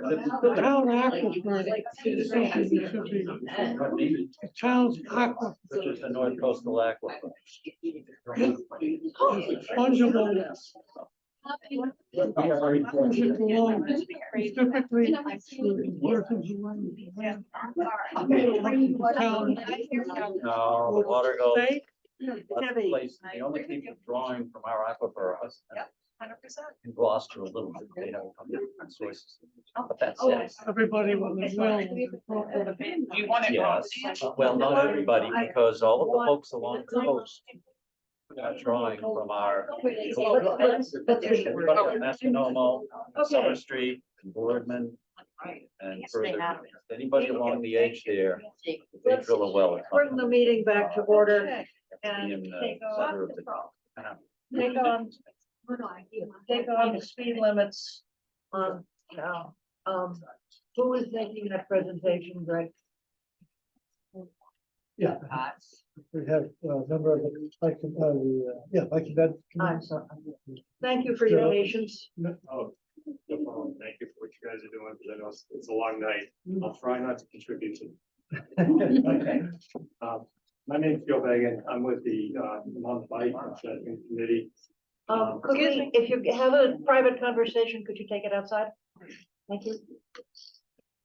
And I'm here tonight to present the petitions that we would like to get your endorsement to be able to send to NASDOT to lower speed limits or change speed limits on state controlled roadways within the town. Bit about my background very quickly. I'm a transportation professional, about 40 years experience working in public and private sector over the course of that time period. So I don't know if we have the presentation or you have the materials. We have the materials, and I'm going to do something unusual because of the hour. Has everyone on the board had an opportunity to review the materials? Yes. The quick summary of what you're doing, I believe. Could you just talk to the slide that describes the overall changes that you want?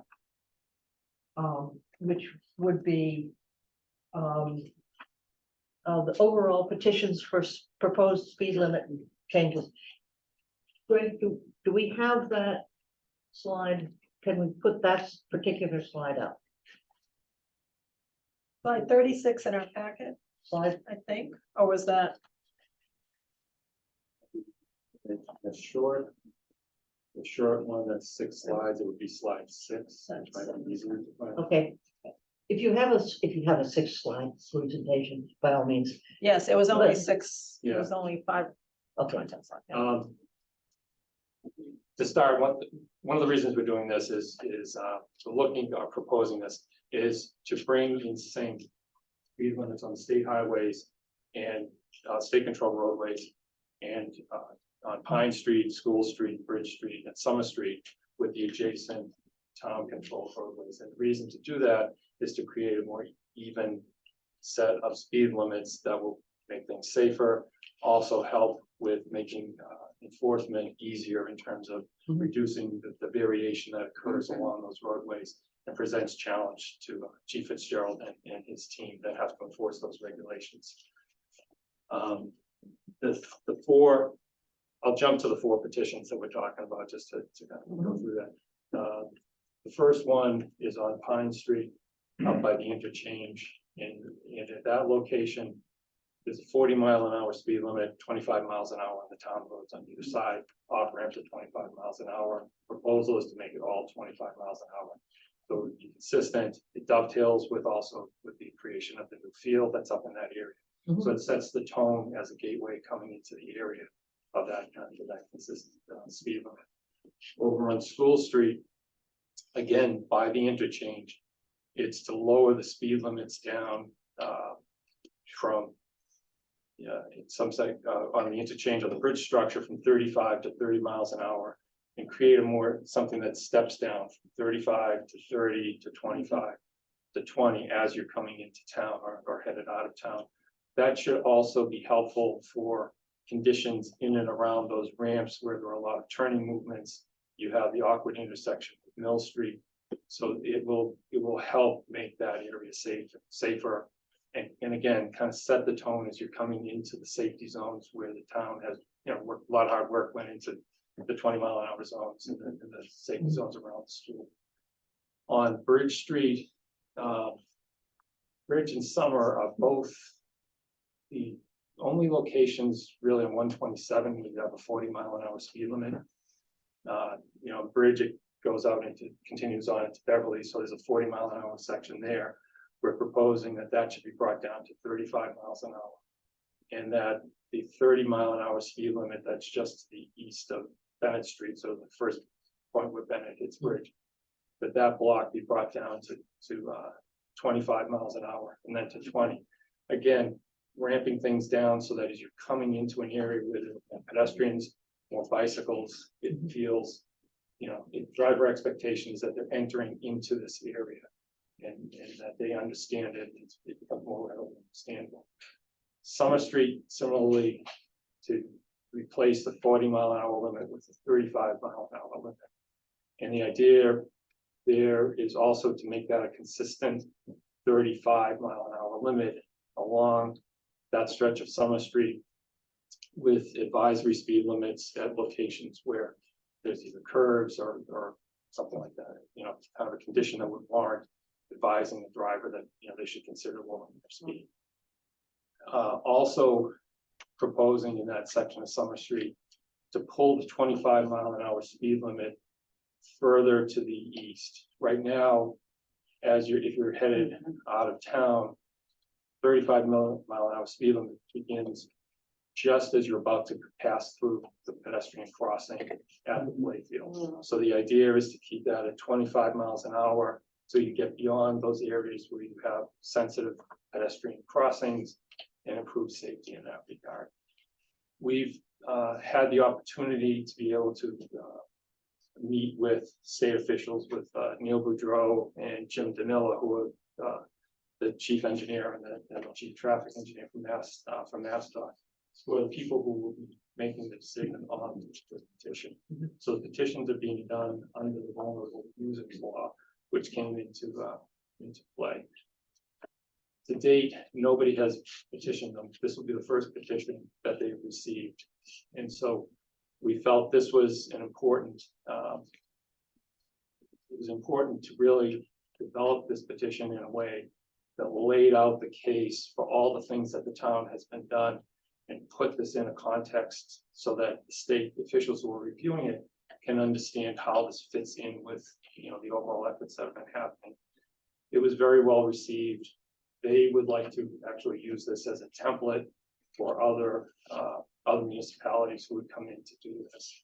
So there's very positive dialogue that we've had with them, and they've been very helpful in kind of informing us about how to, how to work on this. And so, it's been very positive, at least, those discussions. So that's it in a nutshell. We think it's simpler, safer, and it's gonna help in make enforcement easier. I would like to say thank you. You all have you do so much work on behalf of the select board for the town, and I don't think you all get enough thanks. This is really well done. It's nice to see that we're working on more consistent and appropriate speed limits with proper time for the change without it being as extreme. Thank you. And I was remiss in not acknowledging one of my colleagues, Tina Mills, on here. Yes. And Joe is. Terry Coleman is probably drifting out in the ether somewhere as well. Yeah. So, it's a team effort. And if nobody has any questions, I'd be happy to make a motion. I just got one question. Okay, good. Yeah, and I want to thank you for looking through all of this. I mean, I've lived in town a long time, and it's very confusing with all of the speed limits because the signs are all over the place. They are. I mean, they're 25, 30, 35, they're all over the place. In that spirit, I just wonder, in the exit on the Route 128 exit at School Street and Pine Street, you've got two different numbers. The roadways in both places are quite similar. You get there, it's wide open. You can see several hundred yards ahead of what's going on. Why don't you make it one number in both places? So 25. Well, I would go with 30 in both places because you're in 25 and Pine Street, which I'm on a lot, and it's slow going by the new burn dump field, etc. And then going to 35 or 30, I guess, would make more sense. If you're 25 all the way, I could tell you that'll be a struggle for people when they come around and you're at the exit. So that's all. We felt that the 25 presented a level of consistency on Pine Street, where the ramps are coming off at 25, the roadway is 25, and you're also over the years there's been a growing interest in cycling that's happening on that street, particularly with off-road cyclists that are using that street. So having that speed limit down to 25 should be consistent with that. We thought 30 was a reasonable accommodation on School Street, particularly with the buffered bike lanes that are going to be put in place along that section, and that it could work quite well there. We did go back and forth on that question. Should it be 25 or should it be 30? And we kind of felt the 30 started to feel right as a way to step down. But there were good arguments for the 25 as well. And so, that's just kind of a rationale. I have a comment. Yes. So I have now, as liaison to Bike and Ped, I've been, sitting in on some of these meetings. If it weren't for the playing field on Pine Street, I'd agree with you, John, because I think we're just gonna have to monitor that situation and see if there's other things we need to do. But you're coming around a curve, as you get to the playing field, and so I'm okay with the 25 there. And to me, the difference on School Street is, once you hit Essex, it's what, 45? So you've got to gradually get there, and that's why there's a difference between those. Yeah, I guess the question is, I understand coming off the exit on Pine, and virtually everybody is coming from Boston, so you're off the exit, and really you get into a thickly settled area pretty fast. In the other direction, you come around the corner, and it's just coming toward the highway, and everybody is getting on the highway to go south, and it's fairly wide open. That's all. Yeah, and I think the concern there is the conflict with cyclists. I understand, because a lot of people like to bicycle up over. You see a lot of kids doing it, which is a good thing, but Okay. Further comments? May I say something as a person who was affected myself by the speed, I think? 2 years ago, I was on State your name. I'm sorry, Katarina Gates, 2031 school. 2 years ago, September, this month, I was almost totally damaged and killed. I was told by a man who never slowed down, never stopped on coming in from 128 right there. And I saw him come out from the fast enough, so he really sent me almost to death. And in September of 2015, our son was almost killed on the bridge of Belfast in on School Street, and he was going 11 miles an hour. Somebody backing up, but they were the audience. Anyway, so I will appreciate the more even limits so people pay attention, because I don't know if the one who did that to me didn't pay attention to it. But I think it would make sense. We live on School Street. I know how they go. More even. My experience. Quick question or comment. Karen Pischke, I really appreciate what you do because I'm a cyclist and it's very scary to cycle around there. I agree with the 25 mile for consistency. And I think so many people, if it's 25 miles, you're gonna go 5, maybe 10 over. Please only enforce 10 over. So I think having the 25 is a good idea. And just one point I probably should have clarified as well, that the petition gets submitted and there's a 90-day review period. So that was another reason for the depth that we went into, was to try to minimize the number of questions. But ultimately, this is a decision that will rest with stuff on. Yes, sir. Kevin Leach, 33 Summer Street. Summer Street coming into Washington DC. There are currently no speed limit signs anywhere. There's one before Lincoln Street, and then there's no speed limit signs. What are you recommending for that section? Let's say from the wall where the cemetery starts into the intersection with Washington DC. It's very complex intersection. People coming up from C Street, they can't see over the hill. People coming in, they don't slow down. They whip around onto Washington about 35 miles per hour. So the length is 35. The exception is the 30 down by where the old inn used to be. That's currently 30. But the 40 would go down to 35. Somewhere in that section. Oh, I'm sorry. I'm on Bridge Street. Yeah. The Summer Street coming from Gloucester. That's 20 miles an hour. But the last sign is before Lincoln Street, the last speed limit sign. And there are three there's Lincoln Street and then Allen and. Yeah, I think that's a good comment and useful comment. But it's not one of the areas that's being changed.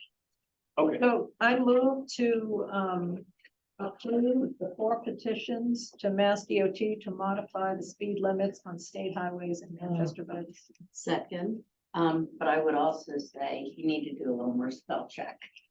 My hand is raised. Okay. I appreciate whoever did that. Okay. There's some additional comments. There are some additional comments that came in about as Becky was making her motion. Well, Kathy was making the motion. So would it's been moved. would you accept? Absolutely. Some Yep. public Discussion.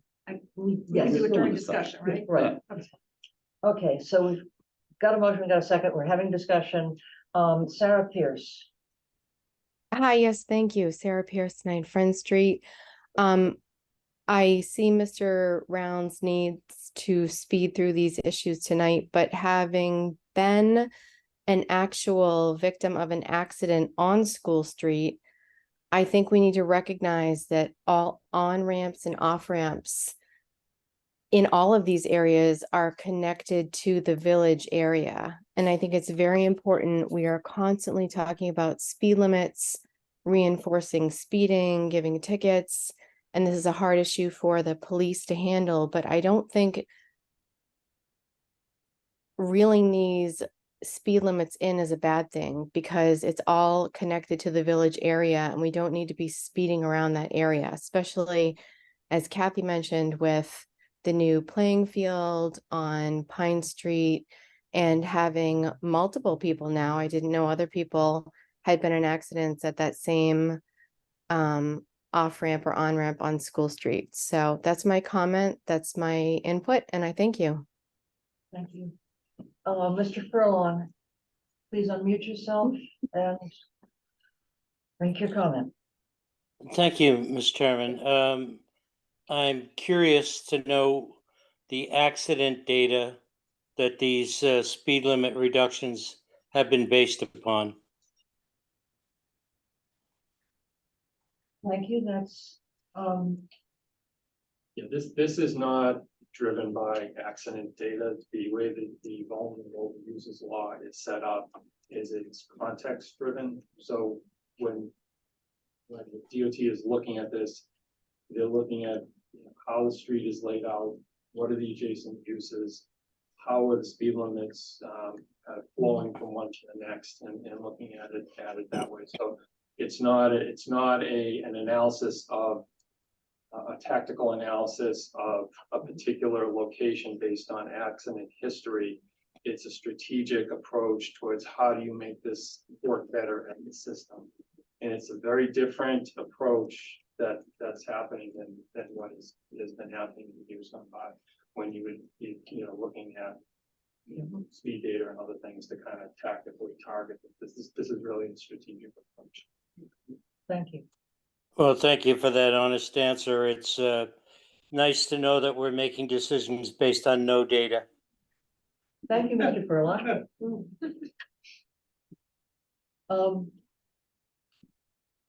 I'm actually going to correct that slightly. Yeah. We're making decisions based on information about the roads and their users, and the surrounding activities. And I think they may not be, how many people have had accidents with so much damage and how many people have been to the hospital. That's one kind of data, but this is also, I think, valid data. I think just worthy of mention is the other data or information, and I remember specifically Chief Fitzgerald, when we last discussed enforcement, speeding limit enforcement with him, he said, I believe, that the choppiness of the speed limits, the rapid changing of the speed limits on 127 makes it difficult to enforce the actual speed limits. So, because by the time you catch up with them, they're in a different speed limit zone. So to me, the reason for doing this change is to make it easier for our police to enforce the speed limit, which I That's hope wonderful. everybody thinks To is a that good point. thing. To that point, the state has set up a program to allow something like this to happen. And that's, well, not, I don't know if that's data driven or not, but the state has already recognized that the town should have input on some of the state highways. And so to that point, I don't think it's I think it's a little disingenuous to say we're making decisions without data. Right. Yeah, because it's under the rubric of the vulnerable users law, which is looking at everybody who uses this space which contains the road. Thank you. Yes. Just one comment or question. There are a number of communities, and I think we all probably travel through them, where they say the speed limit is this in this town is X unless otherwise marked. This is where you're going, I think. No. Is it? Because I mean, you're kind of pulling everything so it's fairly uniform. The town can post the 25-mile-an-hour speed limits, because the town took the vote a few years ago, and it's posted along with all the other towns that have bought into that. So those signs could be put out there. Yeah. What's the meeting ready for the? Okay. We have a motion, we have a second. Becky? Yes. Brian? Yes. Kathy? Yes. Anne says yes. Yes. Thank you very much. That was an excellent presentation. The material in our packet, which was available on time, was very complete. And I appreciate it. We were able to make a very quick decision because we had the material ahead of time and could absorb it. Thank you. You're welcome. Get on those papers. Thank you very much for everything. Thank you very much. Okay, the next, please, the next issue is the Hickory Hill speed limit. Which we're gonna postpone. We're going, Yep. The Hickory, the proponent of that was not able to attend tonight. okay. Moving along, we're only an hour behind now. The Harbor Management Plan Committee. This is. We voted some months ago to have a Harbor Management Plan Committee to put together a harbor management plan. And we set it up as an advisory board and with the same requirements for open meeting as all of our other boards. And nothing happened. And it was suggested that it would be easier if they were just informal advisors to the harbor master, I guess he still calls himself a harbor master. And so we dissolved it and allowed it to meet informally. And it was the consensus of that group that they would be happier as a formal committee. So what we're being asked to do tonight is to undo what we just undid and reconstitute the Harbor Management Plan Committee as a formal committee of the town, with the obligations of presenting agendas, having minutes, and being available for public attendance. And this Motion to establish the Harbor Management Plan Steering Committee for the purposes of helping to create a management plan for the harbor, and which committee will be disbanded upon the completion of the plan. Friendly amendment. Yes.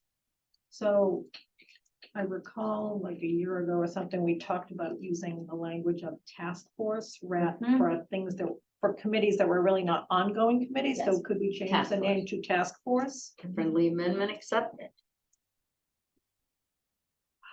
I don't see any hands. Is there further discussion? For clarification, the same members, with the exception of the person who's moved out of town, will be, the membership continues. So I'd be happy to second. I don't know if someone second, I asked for a friendly amendment, so I second it. As far as discussion goes, since nothing happened before, I guess I just would like a little information. What can we expect? When can we expect an update? What's going to be different so that action actually takes One place? thing that's different is that Sarah Creighton has volunteered to chair the committee. That's good enough for me. At the task force. The task force, I'm Task sorry. force. Yes. That's Very good good. enough for me. Thank you. Okay, we have a motion, we have a second. I don't know, Sarah Pierce has her hand up. Sarah. Hi, yes, thank you. Sarah Pierce again, 9 Front Street. I just have a quick question, little off topic, but wondered if the select board would be willing to answer. Are there any future plans for the MBTA ferry to be involved in a stop in our town, like in any of our docks? Or I know Lynn was just brought on Can't board. discuss that. That's not on the agenda. And Well, we were just talking about, You should, the harbor management task the force. harbor. I thought it was relevant with the harbor, so I just wanted The to. place to address that question is at one of their meetings. Oh, okay. Thank you very much for answering that. Okay, meeting ready for a vote. Becky, yes. Brian, Yes. Kathy. Yes. Anne says yes. John says yes. Okay, now we're on the discussion items. The first of the discussion items is the school summit presentation. Last year's, I am the liaison to the school district. Last year's budget creation was extremely unpleasant and had a negative effect on the atmosphere in the school, and everybody who was involved in it. This year, we're starting, before the school has done significant work on its budget, with a meeting of 5 boards, the school committee, the 2 boards of selectmen, and the 2 finance committees. And the idea is to get all of these people together and hear each other and speak their minds. I expect that meeting will last until the next day, but we have some controls on that. The format is that the superintendent will present the state of the school. The 2 town administrators will present the financial. Oh, excuse me, I just ran out of time.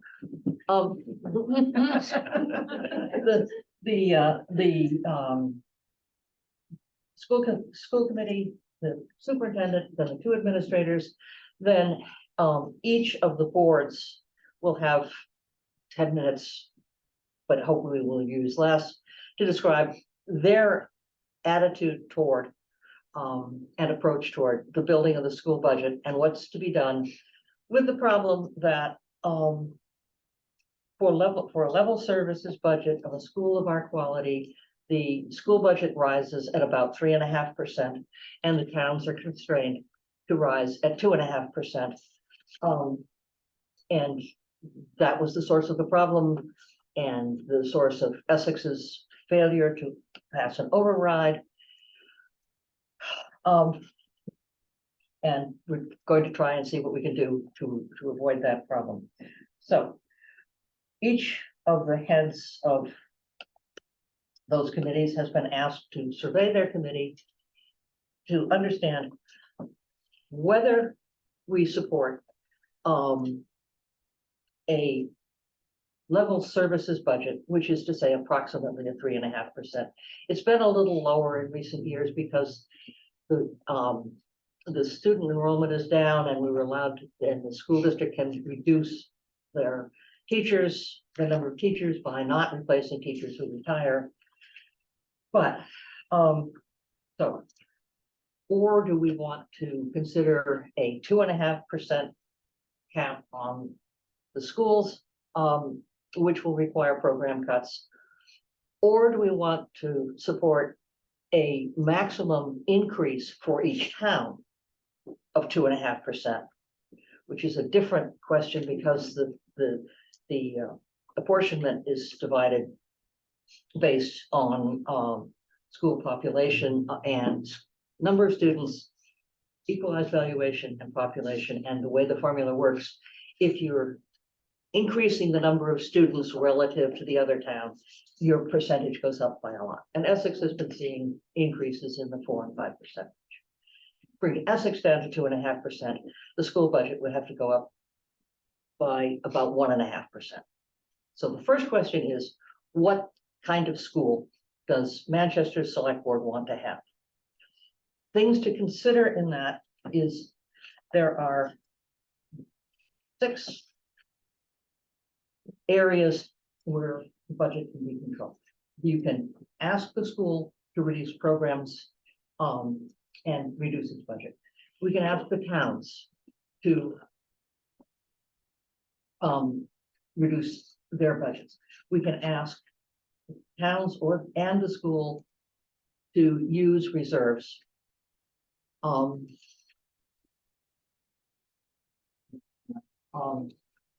And if we go through the next budget, the way we went through this one, there's a thing called a super town meeting, which is a state law for districts. And it says that if there's a budget presented by the district, and for those who aren't as deeply involved, a school district is different from a municipal system in that the school district is effectively a third town, and its budget it sets its own budget. If the towns don't approve it, it gets a second chance.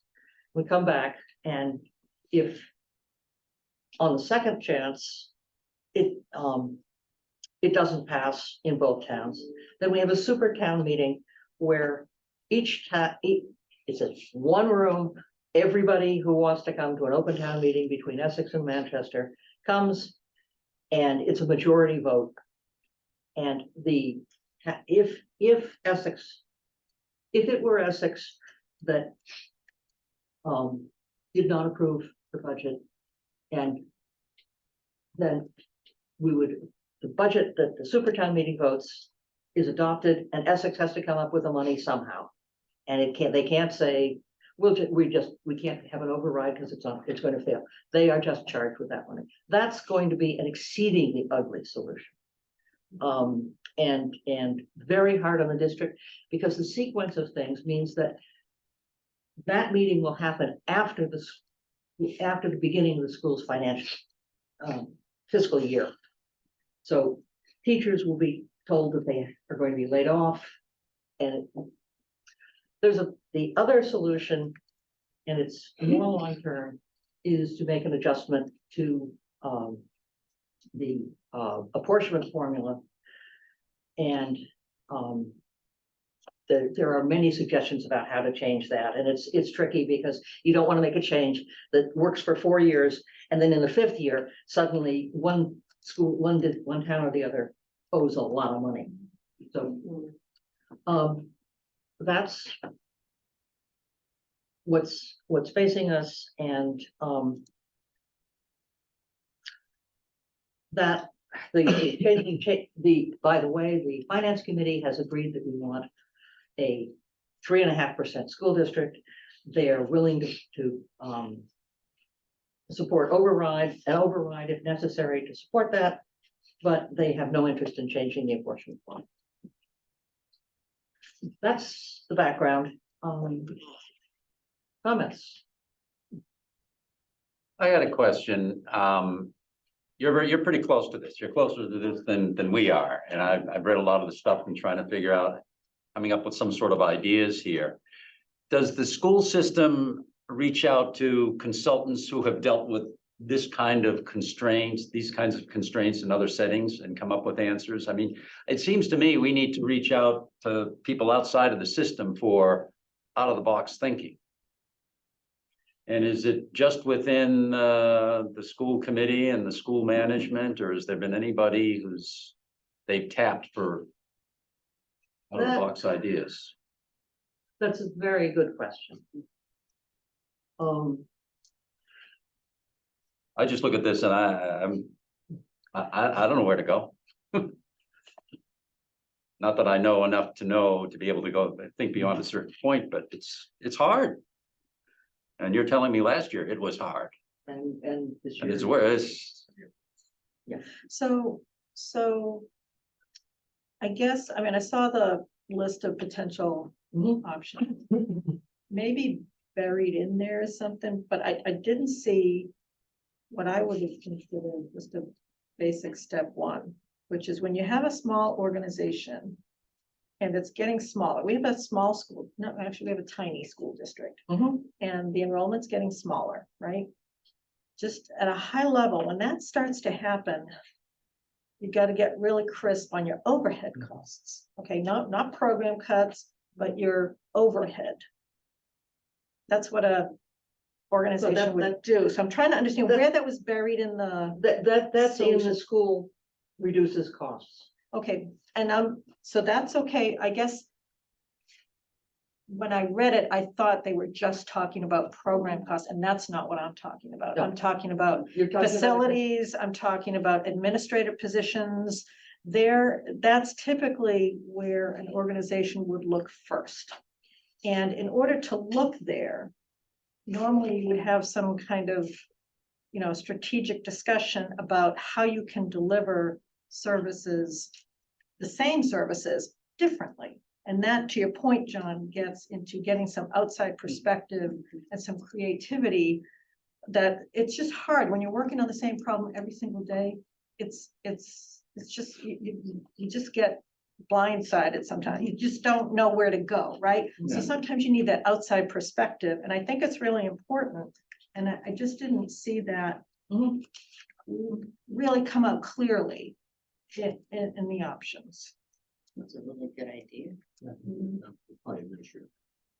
However. That's a perception and looking at, But looking at data. you gotta hear that from somebody else. But I'm just saying, in general, let's, in general, when you have an organization and it's tiny, you always have to be very particular about your overhead costs, your fixed cost. I mean, it's just, that's job number one. But when your community is getting smaller and your overhead is getting perceived to be getting bigger, that's just, it's a mismatch there, and some outside thinking is really helpful to We John's go point. through bubbles and we always have big, small, forever. And they, in the past, used to calculate these ebb and flow. And I think we need to remember that, as Ann said, we don't set their budget. I mean, they come to us with a budget, so we've got to be very careful how we, I think, approach some of the suggestions, but I think that's such a very good suggestion. And I would agree. I will just go on record saying I agree with the FinCom's recommendation. Okay. Just to be clear, what level of program do you want to? Because the program is, I understand that there is all of the stuff that isn't programmed that needs to be looked at. That's clear and fine. The question is, do we want a level services for the program?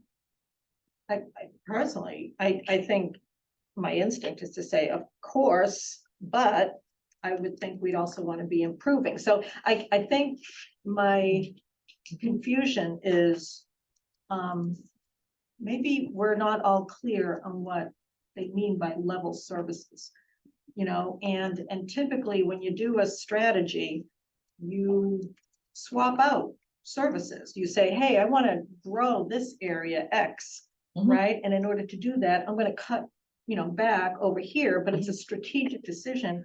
And I thought they were going to have some of those decisions over the summer, and that they have a comprehensive plan that in fact lays out some of that sort of change. That is less emphasis on this, more emphasis on that. And it's only about 50 pages. And it's written in EduSpeak. Yeah, that's okay. Double spaced. Double space, and probably two spaces after a period. But anyway, yes, so you would. We would like to know what is meant by level services. Okay. Because I guess, just to clarify, I'm bothered by the phrase because you want to see things improving. Right. Yes. And so maybe I don't want level services. Maybe I want, I want a continually excellent school system. Right. You want a continually excellent school system. That's what I want. I don't know. I think there's a direct correlation between the type of a school system and the interest in a town or city. I don't think that I know it. We know that. My concern, okay, is we have to, what the our FinCom is in order to, okay, we have to take into consideration what's in the best interest of the overall district as far as our partners over in Essex. Okay, and I think that we have to take a broader view and not just say this is what Manchester wants, and because it's just going to fracture the district. And I think we have to be. My understanding is that Essex is taxed to the hilt. Okay, there is, and to take this is what Manchester wants. It's kind of just I think we have to take a bigger, broader view. don't necessarily agree with the FinCom's stance on that. As it happens, Sarah Melish has her hand up. Would the committee welcome her comments? I assume this is as would. head of the FinCom and not as head of the ZBA. Sarah, please unmute, you've already unmuted Yeah. yourself. Thanks, Sarah Melish, 11 Bennett Street. So the Finance Committee's position was to maintain the current quality of the educational program. We also did some calculations, and based on the fiscal 24 budget, operating budget apportionment, and the October 1st, 22 enrollments, Manchester is paying $23,595 per student, while Essex is paying $19,060. The per student cost in Manchester has increased $5,790 since fiscal year 20, which is a 32% increase. And the reason for that is that between 2020 and 2022, Manchester's enrollment declined 81 students, which was 11%, and Essex enrollment increased 13 students, or 3%. And the Manchester Finance Committee position is, because we're currently paying $4,500 more per student than Essex, we don't feel the change in the apportionment formula is appropriate. And we also raise the issue that if demographics change, our enrollment might increase with the MBTA zoning or the SLB 40B 130 units. Sarah, tomorrow night we get to discuss this, all of us together. I appreciate your telling us, but okay, that's fine. We'll be less bored if we hear it for the first time tomorrow night. That's fine. I just thought the numbers might help you. Thank you. They were eye-opening. Question, and a follow-up to that, I assume there are data that track over the past, say, 10 or 15 years, what the relationship has been, how things have moved with regard to students, population, and total valuation? Yes. And what the Yes. ratio is between the two communities Right. there. All right, And- I'd be and- interested in and seeing there's- that. I got a Yeah. feeling for how it went, which is why we're where we are, but, Right. okay. Yeah. Another way of looking at it, and this is, there are, in my mind, two models for funding schools. One is the private school model, where, it costs N per student. The other is the model that we would use if we were a single town. And if we were a single town, somebody who had a $700,000 house would pay the same toward the schools as somebody else who had a $700,000 house. In the case of Manchester and Essex, because Essex has much less total valuation, the $700,000 house in Essex is paying 40% more for the schools than the same house in Manchester.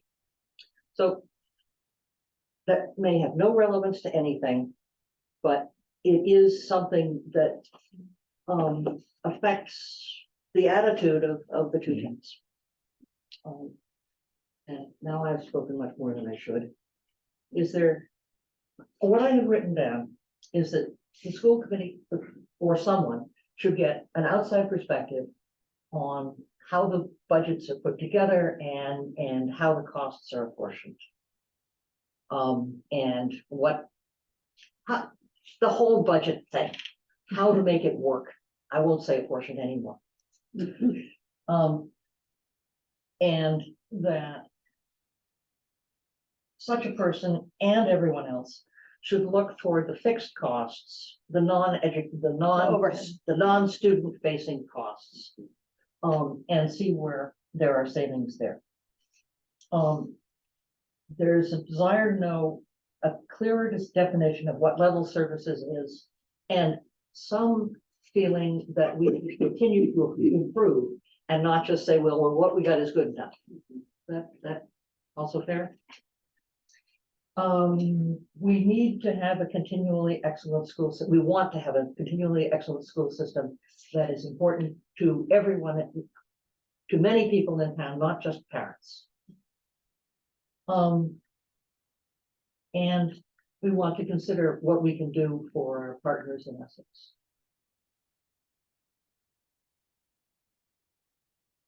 Yes. Just the comment John made about was the outside view. Was that, was Ann's summation of that accurate, what you were looking for? Because that's not what I was thinking. Yes, I'm looking for somebody with different perspective who has dealt with obviously school budgets in several different places. I don't know, in the country, certainly the state, but I prefer, and how they are assembled and where there can be some opportunities that, as Ann had said, I mean, everybody who's working on this has been so close to it, you know, working on something for a long time. Yep. Well, of course, we always did it this way. This is the way it's the best way to do it. Maybe not. To that point, I think that an outside consultant, I think someone who's looking at chopping off their own job, as far as, you know, Yeah. internally, they might be looking at, it might be Fair a enough. somewhat Well, skewed view of the My world. boss used to have an old saying, it's difficult to operate on yourself. Yes. And so that outside perspective can really uncover some good ideas. Okay, I'm gonna want to be a little gentle about putting, but yeah, I get that. Becky, what did you think, John, now? I just heard what he said. A little, sorry, I've got a mint in my mouth. I understand it more clearly now, so I'm. So what, were you thinking of something else that we ought to? I was thinking it was maybe a broader look, but I think it makes more sense to kind of stay focused. If that makes Yeah, sense. yeah, on the budget itself, I don't know. So I just have one that, just to follow up on what Brian was saying, on considering our partners at Essex. I think I would just clarify a little bit how I feel that, what that statement means anyway. I don't think we should, do anything that, is deliberately hurtful to Essex, and I think we, avoided that this past budget cycle.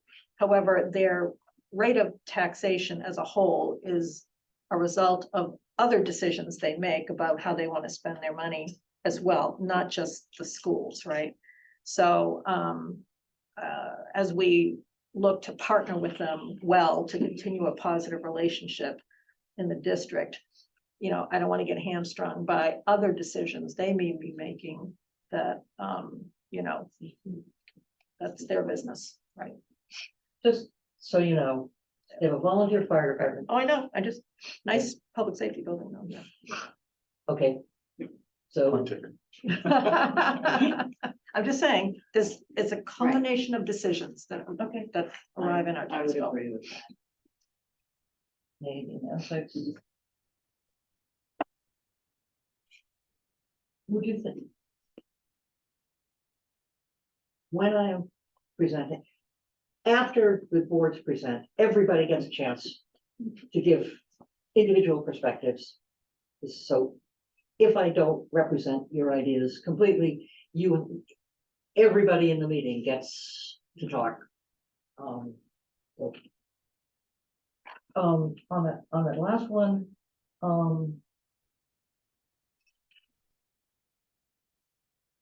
should I be as specific as to say,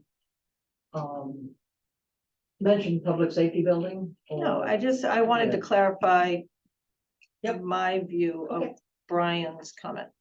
Okay. That's for us. And honestly, I don't anticipate speaking at that meeting unless somebody else makes, comes forth with an idea that, sparks a thought. I think I'm clear on how everybody here feels.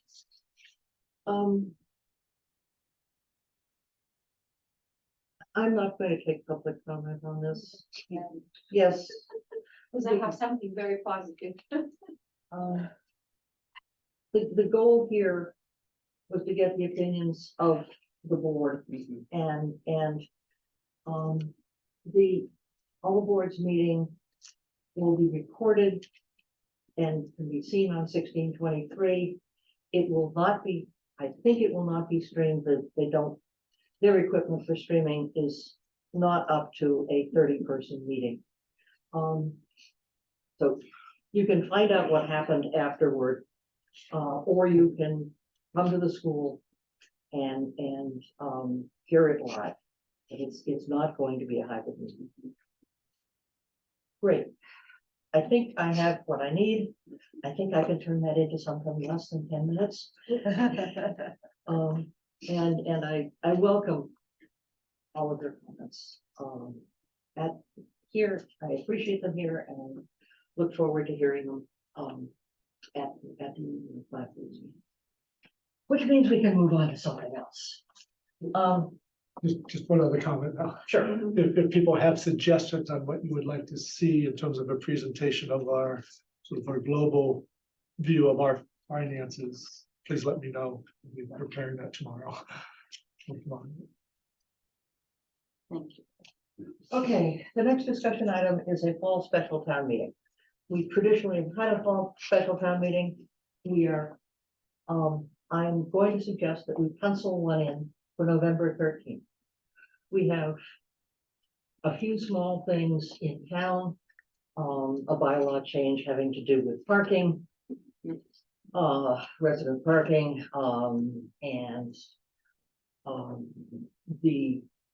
we could get a head start on moving toward our facilities plan if we had some engineering money to go for the compost site.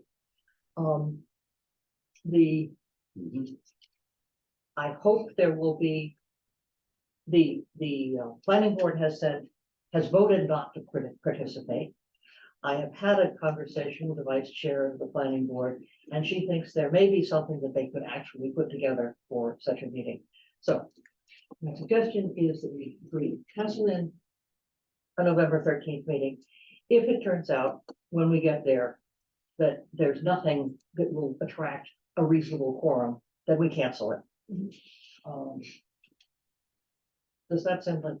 Okay. That's good to me. Okay. Yep. Oh,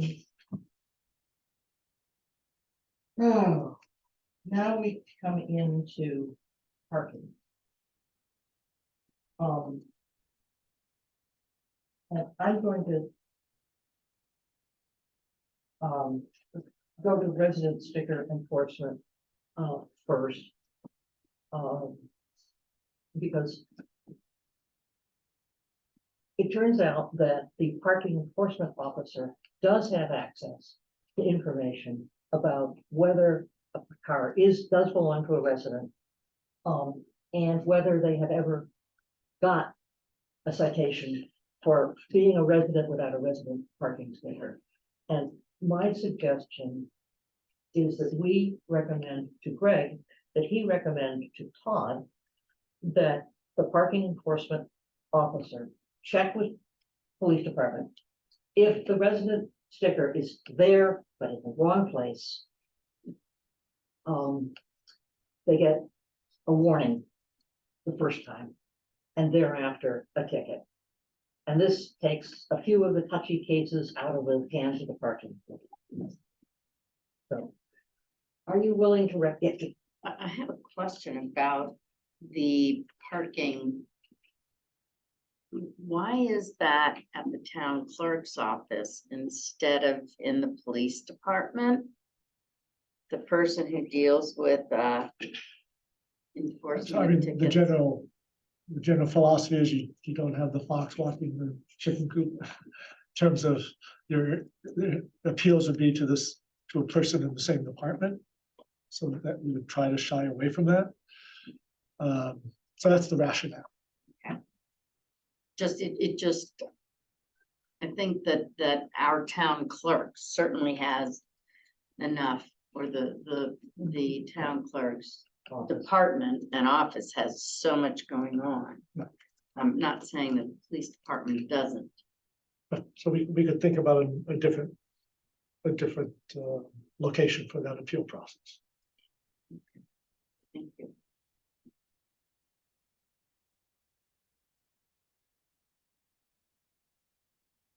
Thank you. just concerned, so the parking enforcement officer. Okay, now I get it. So if they notice if the sticker's on the wrong place, it's just a warning first time out, and then if it's on the wrong place again, then they're gonna have to check a database on site.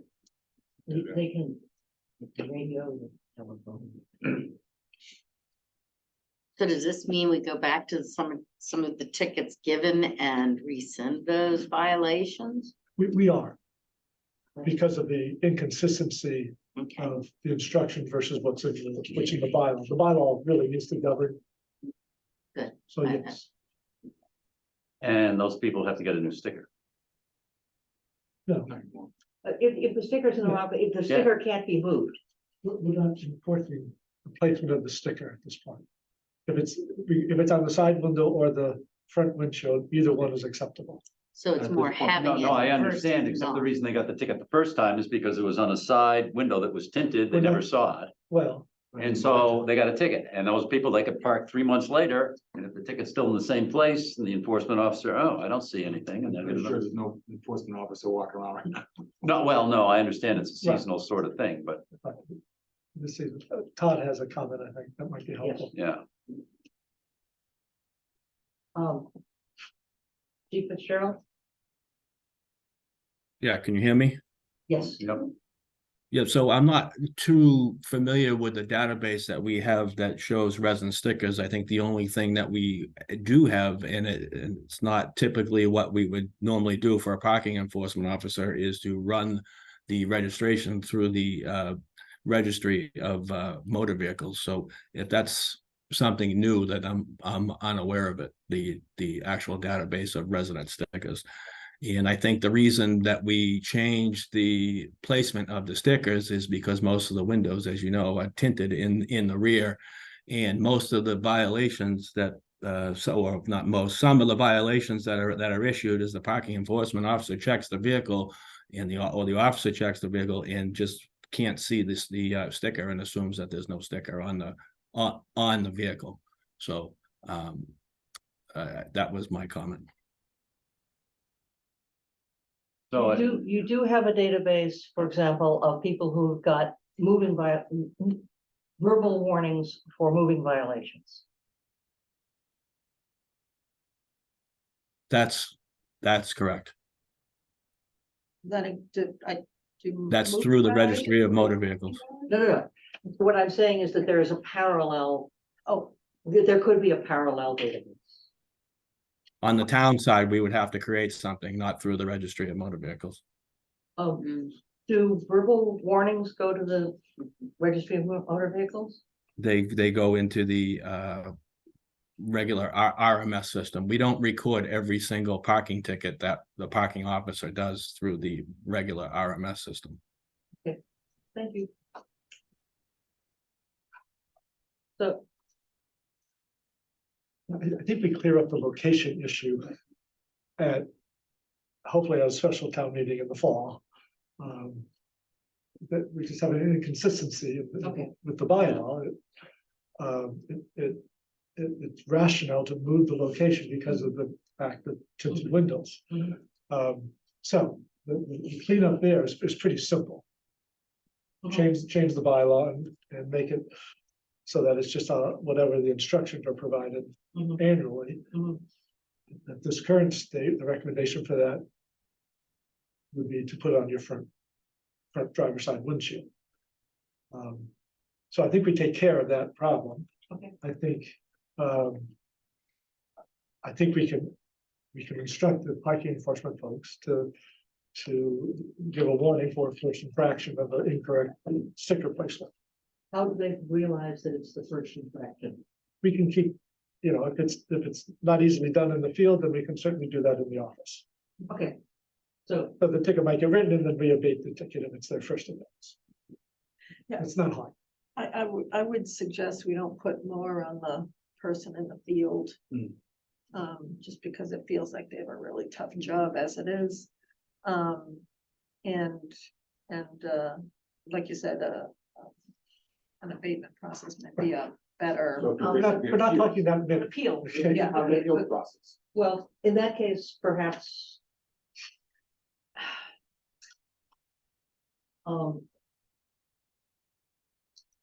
It is, we have not had, appeals have not been successful in the past.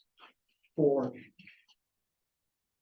Correct. I think if we clearly outline the expectations of what we want to see for the level of enforcement, which is, I think, is what we're discussing right now, then those will guide the future action. I'm concerned that, well, there's a lot of concerns, but we've got one parking enforcement officer in the past couple of years, correct? And if they're gonna take time at every car when they see we're not utilizing the time. okay, So I think that was Kathy's point. We can do that after the fact. Right, so we can do that as part of the appeals process. what I'm hoping to get in some fashion is a warning for the first violation and how it's implemented. We'll figure that out. But is it the feeling of the board that for the first time you make a mistake about where you put your sticker, either because you don't read or can't read, then you get a warning. And the next thereafter, you get a $50 ticket. I'm doing that. That's fine. That is to say, this year. In other words, you got a sticker, you got a ticket this year because you put your 2023. All right, 2024 better be in the right place. No. I agree with that. Okay.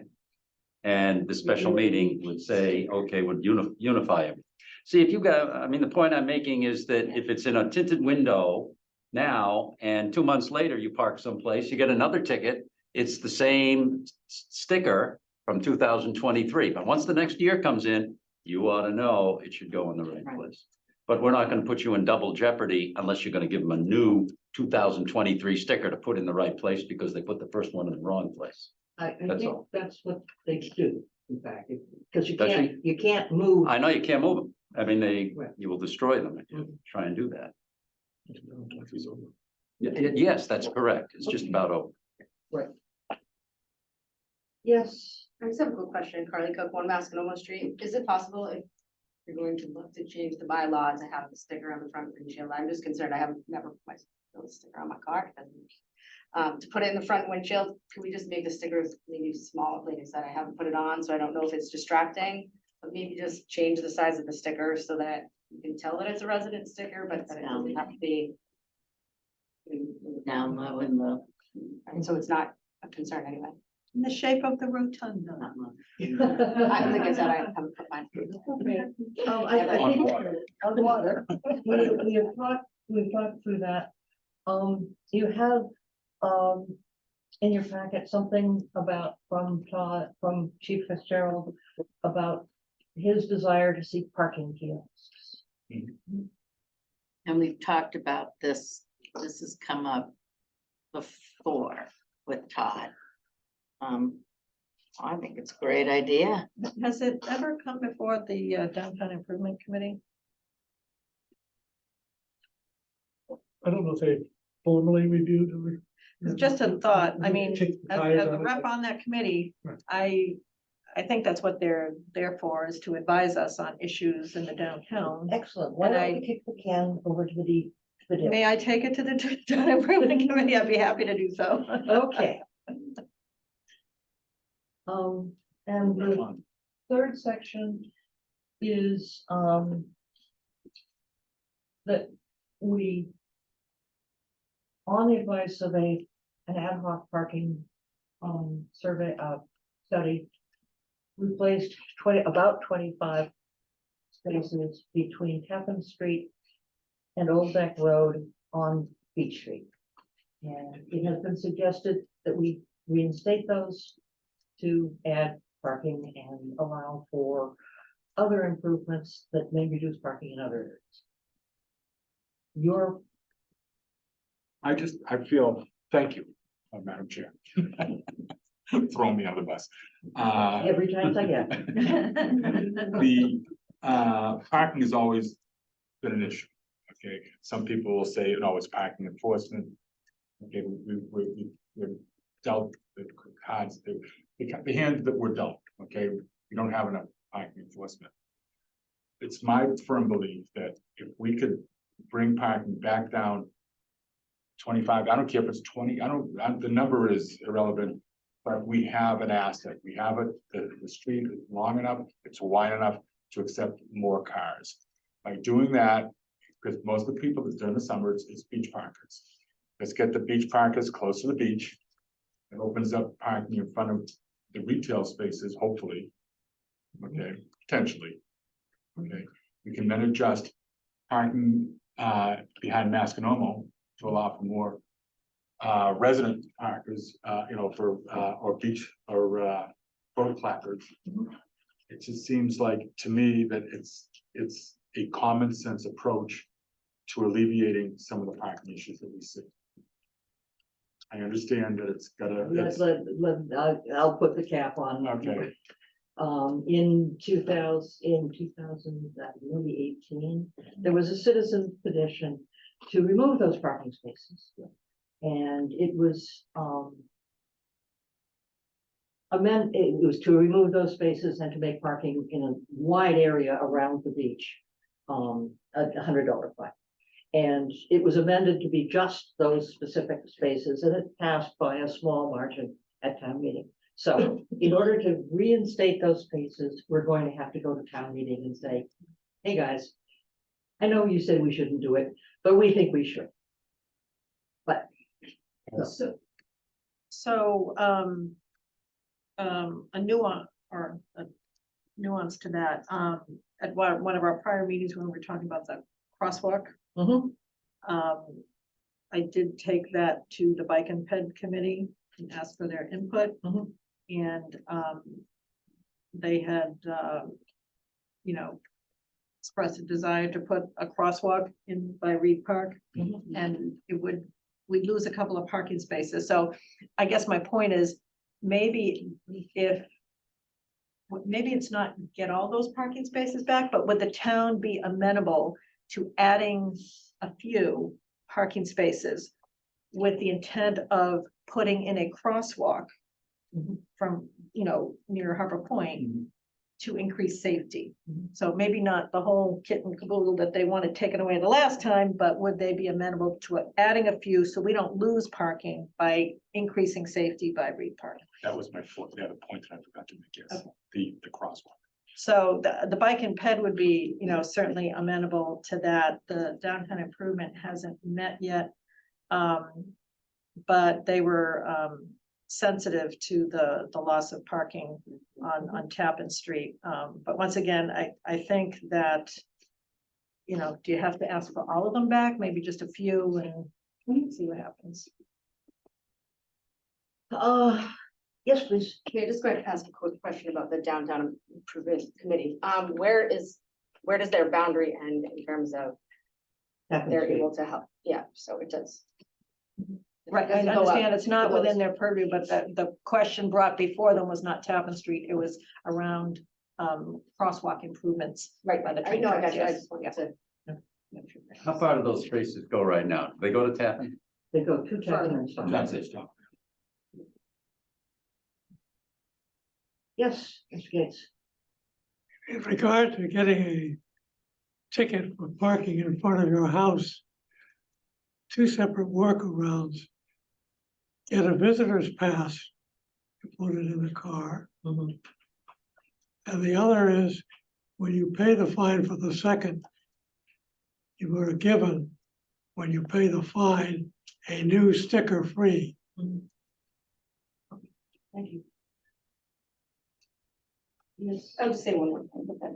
Harley Cook on Masconomo Street. I am concerned about the addition of those parking spots again. As we all know, the summer is already very busy. When we had those spots there, I know that there's enough room in the road, but it did not ever stop people from doing 3-point turns, U-turns right in the middle of the road. I'm concerned also that those spots do not bring any traffic to the downtown. If we're looking to drive people to the downtown, maybe we could explore the other options like the town hall, moving some of the town vehicles during the summer days. bringing better signage to the path, considering options such as like park and ride, like Rockport has, where we could, you know, have more parking during the summer days, but not, you know, not congest those streets where the residents of down there only have one access out. So there's no other way to get through the downtown other than going on Beach Street. Some of the days does. I just don't feel, as a resident down there, I don't feel that those parking spots drive anything to like the downtown. They don't bring any, that's just my.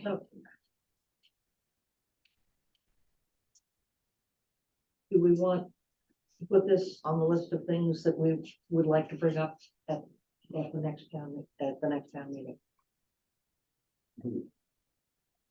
You're talking town meeting, or should there be some sort of a forum before that? Oh, if it's going on the town meeting, there'll certainly be a forum. Well, I know that, Yes, we will have ample opportunities for public discussion. It's just. that's we fine. were- I wanted to. That could bring people to a fall town meeting.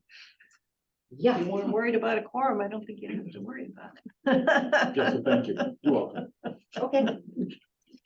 Fine, I think that brings us to the community center. The community center people have been very patient. Greg, I think this one is yours. Okay, all right. So there's been quite a bit of commentary on social media, certainly in the last few days. The Harbor Point Association has had a month-to-month, or maybe every 60-day lease operation with the community center for the last couple, 3 years maybe, which has been difficult for the community center folks. So to cut to the chase, the Harbor Point folks have indicated a desire to, what they have told me at least, a desire to see more activity at the building for the low cost, zero cost lease that they provide. The Harbor Association asked me to attend a meeting to talk about the possibility of any town interest. I said that we did have some interest in using the building, but that we would not want to dislocate the community center, that if we were to pursue any use from the town perspective, that it would need to be a partnership in conjunction with the community center. I think that there's some opportunity potentially for both the town and the community center to coexist in that building. And so that's how I left the meeting with Harbor Point, that we would be interested in pursuing a partnership to use that building. Subsequently, the association sent a letter to the community center terminating their lease by middle of November. A difficult situation for them, and one that I would love to help rectify in terms of pursue a plan going forward that A, gives more time, and B, pursues what I think could be a partnership that perhaps strengthens both operations. Actually, the town could benefit, and I think perhaps the community center could benefit. So I think that is worth pursuing. It's unfortunate in terms of the way it has come to light in the last few days. A lot of inaccuracies.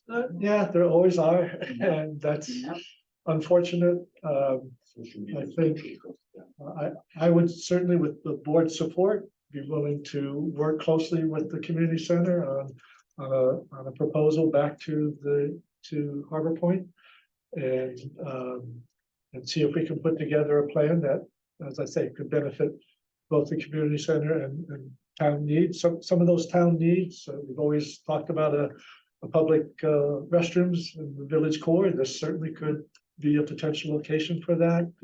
A welcome center of sorts for the town. For visitors, it's not on the water, but it may provide, it's certainly closer to the water for the harbor master. So even if it's an interim step, it might be a good location for the harbor master's office, certainly during the summertime, to have quicker access to the boat, the harbor master boat, so that he's not running from town hall over to Reed. It's just across the street. With a new crosswalk. Within a new crosswalk, potentially. Well, very good. Senior center, the building itself is really too small to do that. Could we work out a longer term arrangement where we expand the building?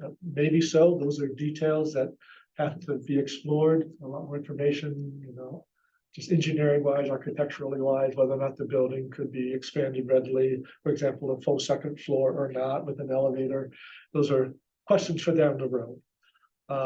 But for tonight, I want to just emphasize that it's certainly not the town's desire, from my perspective, to dislocate the community center. I think they provide a valuable service to the community, and we want to see them thrive. And I would encourage the board to give a green light to pursue a potential partnership where we can, as a team, approach Harbor Points on a joint venture. Great. As long as we're not displacing, as So, you said. yeah, so question, so, I mean, their comment was, they felt the building was underutilized, and there's somebody there every day, sometimes there are 2 activities a day, probably Right. on average. Yes.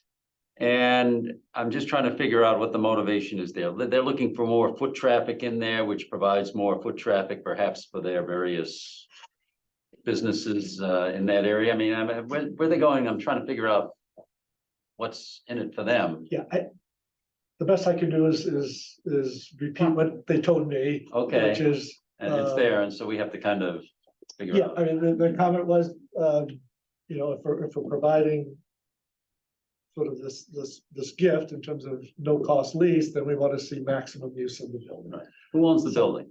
The building is owned by the community center, Okay, the nonprofit. And they have done their private fundraising for all their programming and the services that they provide. They provide a lot of free use of the building. yeah, I mean, I took a look at their calendar on their website. Yeah, they've got Yes. stuff going on every day. Yeah, absolutely. Absolutely. So, but apparently not enough stuff. So, No. So that's why I think further conversations are warranted. yes, Becky. Do we know if the community center is interested in or amenable to a potential joint venture with the town? We have several people from the. We have community a couple of center. representatives, I think, could answer that question directly. I say affirmative. Yeah. Yes. Patrick Means, Of course. 384 Summer Street, co-president of the community center with Cal Friesick here. And yes, we have been there for 47 years. We were shocked on this notice of termination that came quickly with 60 days notice. So they want us out in 60 days. Couple of facts, community center owns the building and Harbors Point leases the land underneath to us for, it used to be $10 a year or something, some de minimis amount. Just going back on the usage level, we have asked the Harbors Point for a couple of parking spaces that would increase our people coming into the building, and they've denied us every time. The community center has 0 spaces. So everyone has to park on the street or find other ways to get there. We believe that, we built a lot of goodwill in this town. We give away time for all the community events. We put on community events ourselves. The Music in the Park cookout, Santa Claus, Easter Bunny, Easter egg hunt, for the kids. We don't measure our success in dollars. It's not about dollars. It's about community. People come together. So, what we are looking for is help. Harvest Point is, they're their own business, they're a private business. But we have come to town to work together and to be a partner with town and to keep our mission of being that with community for another 47 years at least. I have a question. Since Harbor Point doesn't own the building, what's gonna happen in 60 days? They expect these nice folks to pick up the building and move it in 60 days? They're giving us 90 days, yeah. Or we leave it to them. 90 days? To move the building or Okay, they get to. let's not or they get it. They're offering to. Just keep a the second. You don't know. One person at a time. I'm perfectly willing to have everybody speak, but not crosstalk in the meeting. So you were saying, building. Ashley Meany, Anthony Ave. So we have 60 days to be off, to be out. They're giving us 90 days to move the building. In the last lease they had a sign. It specified that if they terminated, that we are welcome to leave the building for them to have. So those are our options, is we have 90 days to move the building or it becomes a shared property. And this was donated to the community center in the 70s. yes, please. Do I have to wait till the board is finished? Well, obviously, I've opened it up fairly well. No. Brian, do you have something? No, not yet. At this point, no. I'm Karen Pischke, and I've been renting from the community center since 2010. And I've had sometimes hundreds of people come because I put on fundraisers there for all kinds of organizations in our KPN community.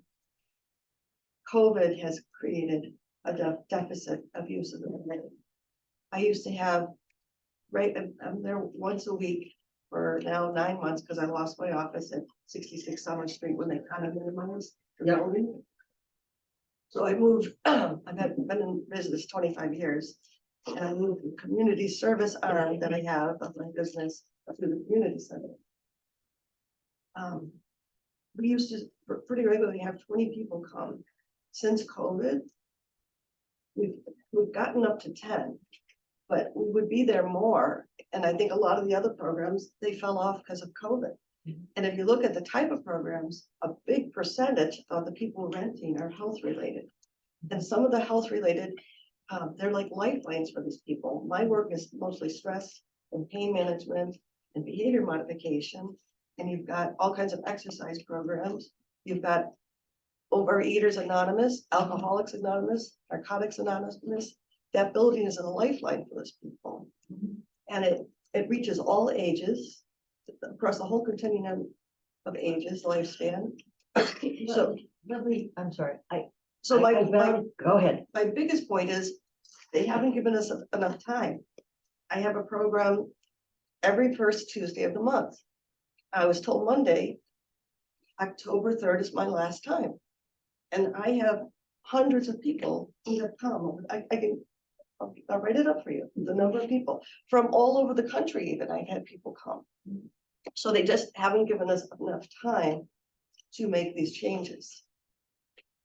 Thank you. Yes, Yeah. certainly. Go ahead. Very stressful. Yes. And it's so late. I thought this community center belonged to the town. You know, I thought that's what, because when the first time I moved, I walked in there and for different occasions back many years ago. It was the community center, it was the town's community center.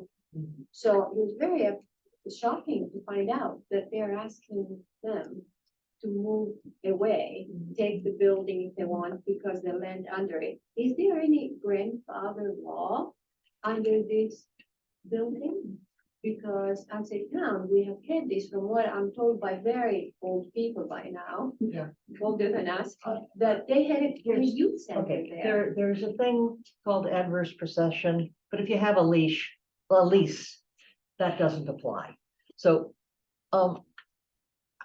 it's getting quite late.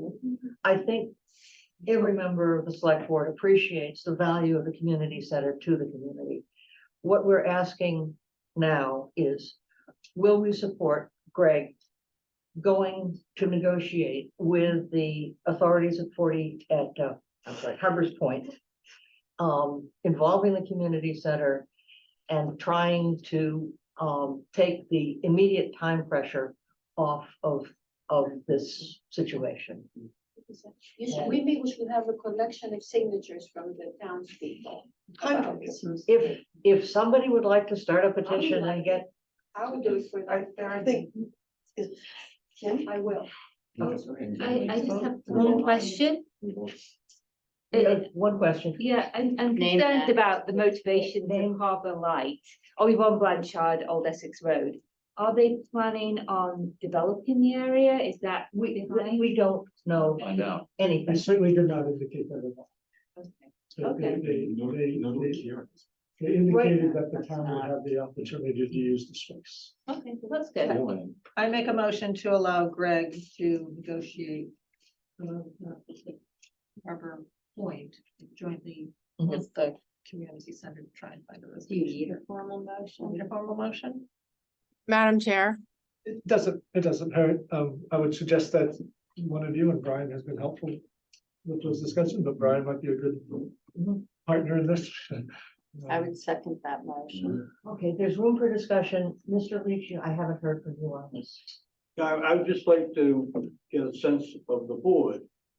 Would the board consider eminent domain for the little patch of land on which the building sits? I think it's premature to take that approach. Well, if you, I'm not asking for a, vote, I'm just a sense of the board, so. If you say, you don't wanna I think that's say premature. eminent domain, you don't have to. But if you were in negotiations, Yeah. would you have a better bargaining point if the sense of the board were to take the land if they don't want to negotiate? Suppose you go in, and they say, screw it, get out of here, we don't want you. No, I suggest we cross that bridge if we have to. So nobody wants to make just a sense of the board, just, yeah, that might be a good idea. Okay. Thank you. Just real quick, if they're talking about lower usage, all you'd have to do is look at, compare calendars from pre-COVID to post-COVID. that's their perception. That's, It's not on us. right, We're just- right now, it's Right. 10 o'clock at night. The only thing we can do at this point is ask Greg to do his best to slow down this process so we can handle it in a more rational manner. Right. And so I'm going to cut off comment, because I think the board has made its decision. And I don't think that there's anything anybody's gonna say that's gonna change our minds at this point. Sorry, Sarah. Yes. Brian, Kathy? Yes. I say yes. Yes. Okay. Thank you from the community center for coming and wading Yes. through all of this incredibly tedious material. We have liaison updates as the next item. Does anyone have anything pressing No. from the liaison update? There is, just. Sorry. There are some dates from the book, Ms. Gates, please. Yes, if you're going to have a conversation, take it out of the room, please. There are some dates that, the Board of Health has, some items coming up. I will send those out to the board. And, I'm sure that those, so just be looking for some Board of Health dates on. What are the topics? Just, Okay, well, they have one, which is the, they're having a flu clinic October 4th. They're also talking about, where is this? Where did it go? I had it written down. well, regulations? Well, yeah, that too, but there's, let's see, sorry. How to be prepared. I'm getting, yeah, I know, right?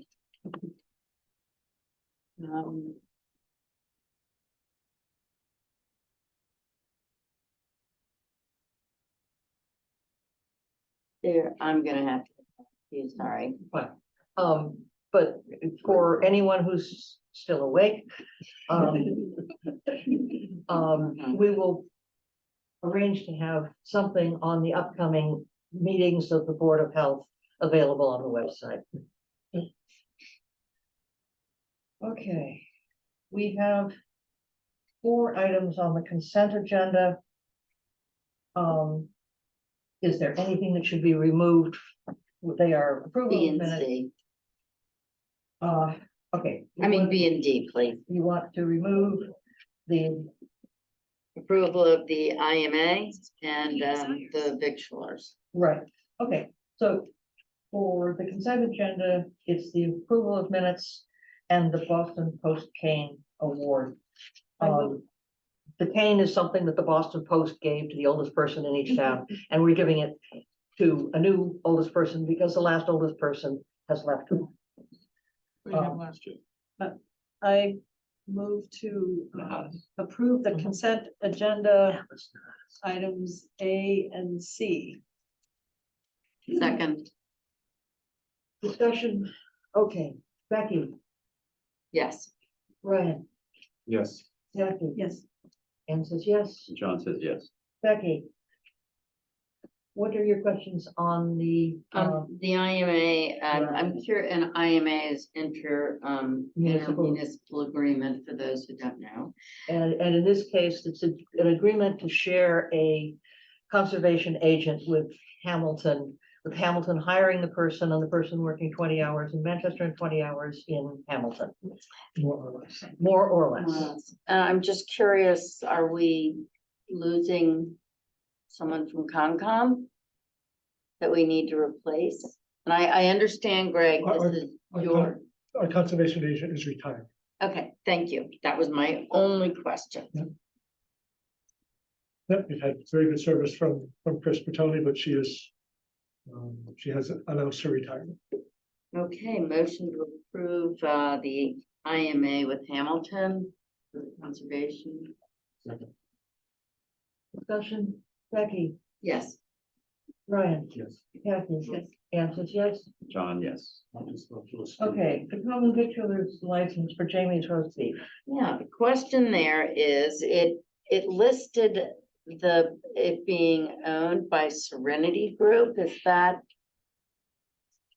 the case? I mean, I didn't see that. it was underneath the application.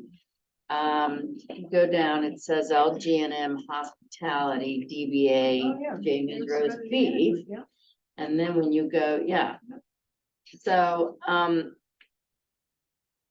what is the name of I mean, are we giving the license to Serenity or LG&M? Because they've put in the LG&M, but if it's part of Serenity, it should be that, shouldn't it?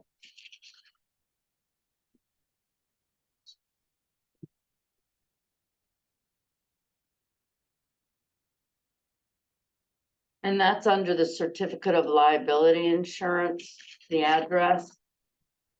Okay. That's who we should be giving it to.